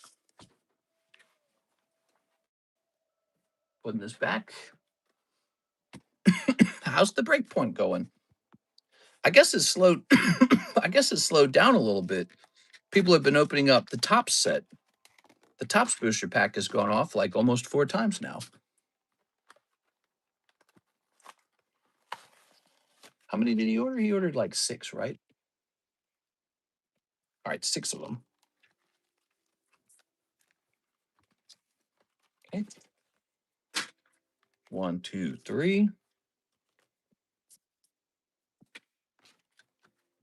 30th anniversary. When does that come out again? It comes out in October or something? Or is it September?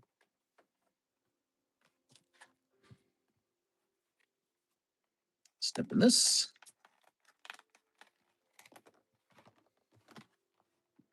Oop. Yeah, I don't think I want to watch it. There we go. All right. Put this here. What? You'll be so culturally enriched if you watch it. Don't you want enrichment? I want enrichment. It's my favorite part.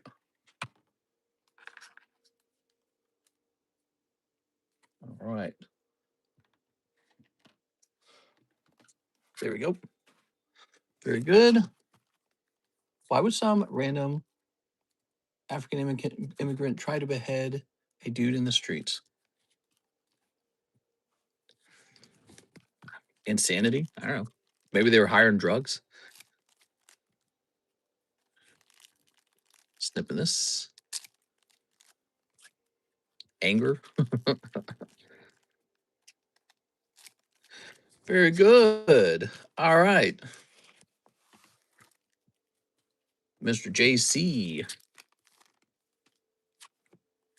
Here's Reshiram.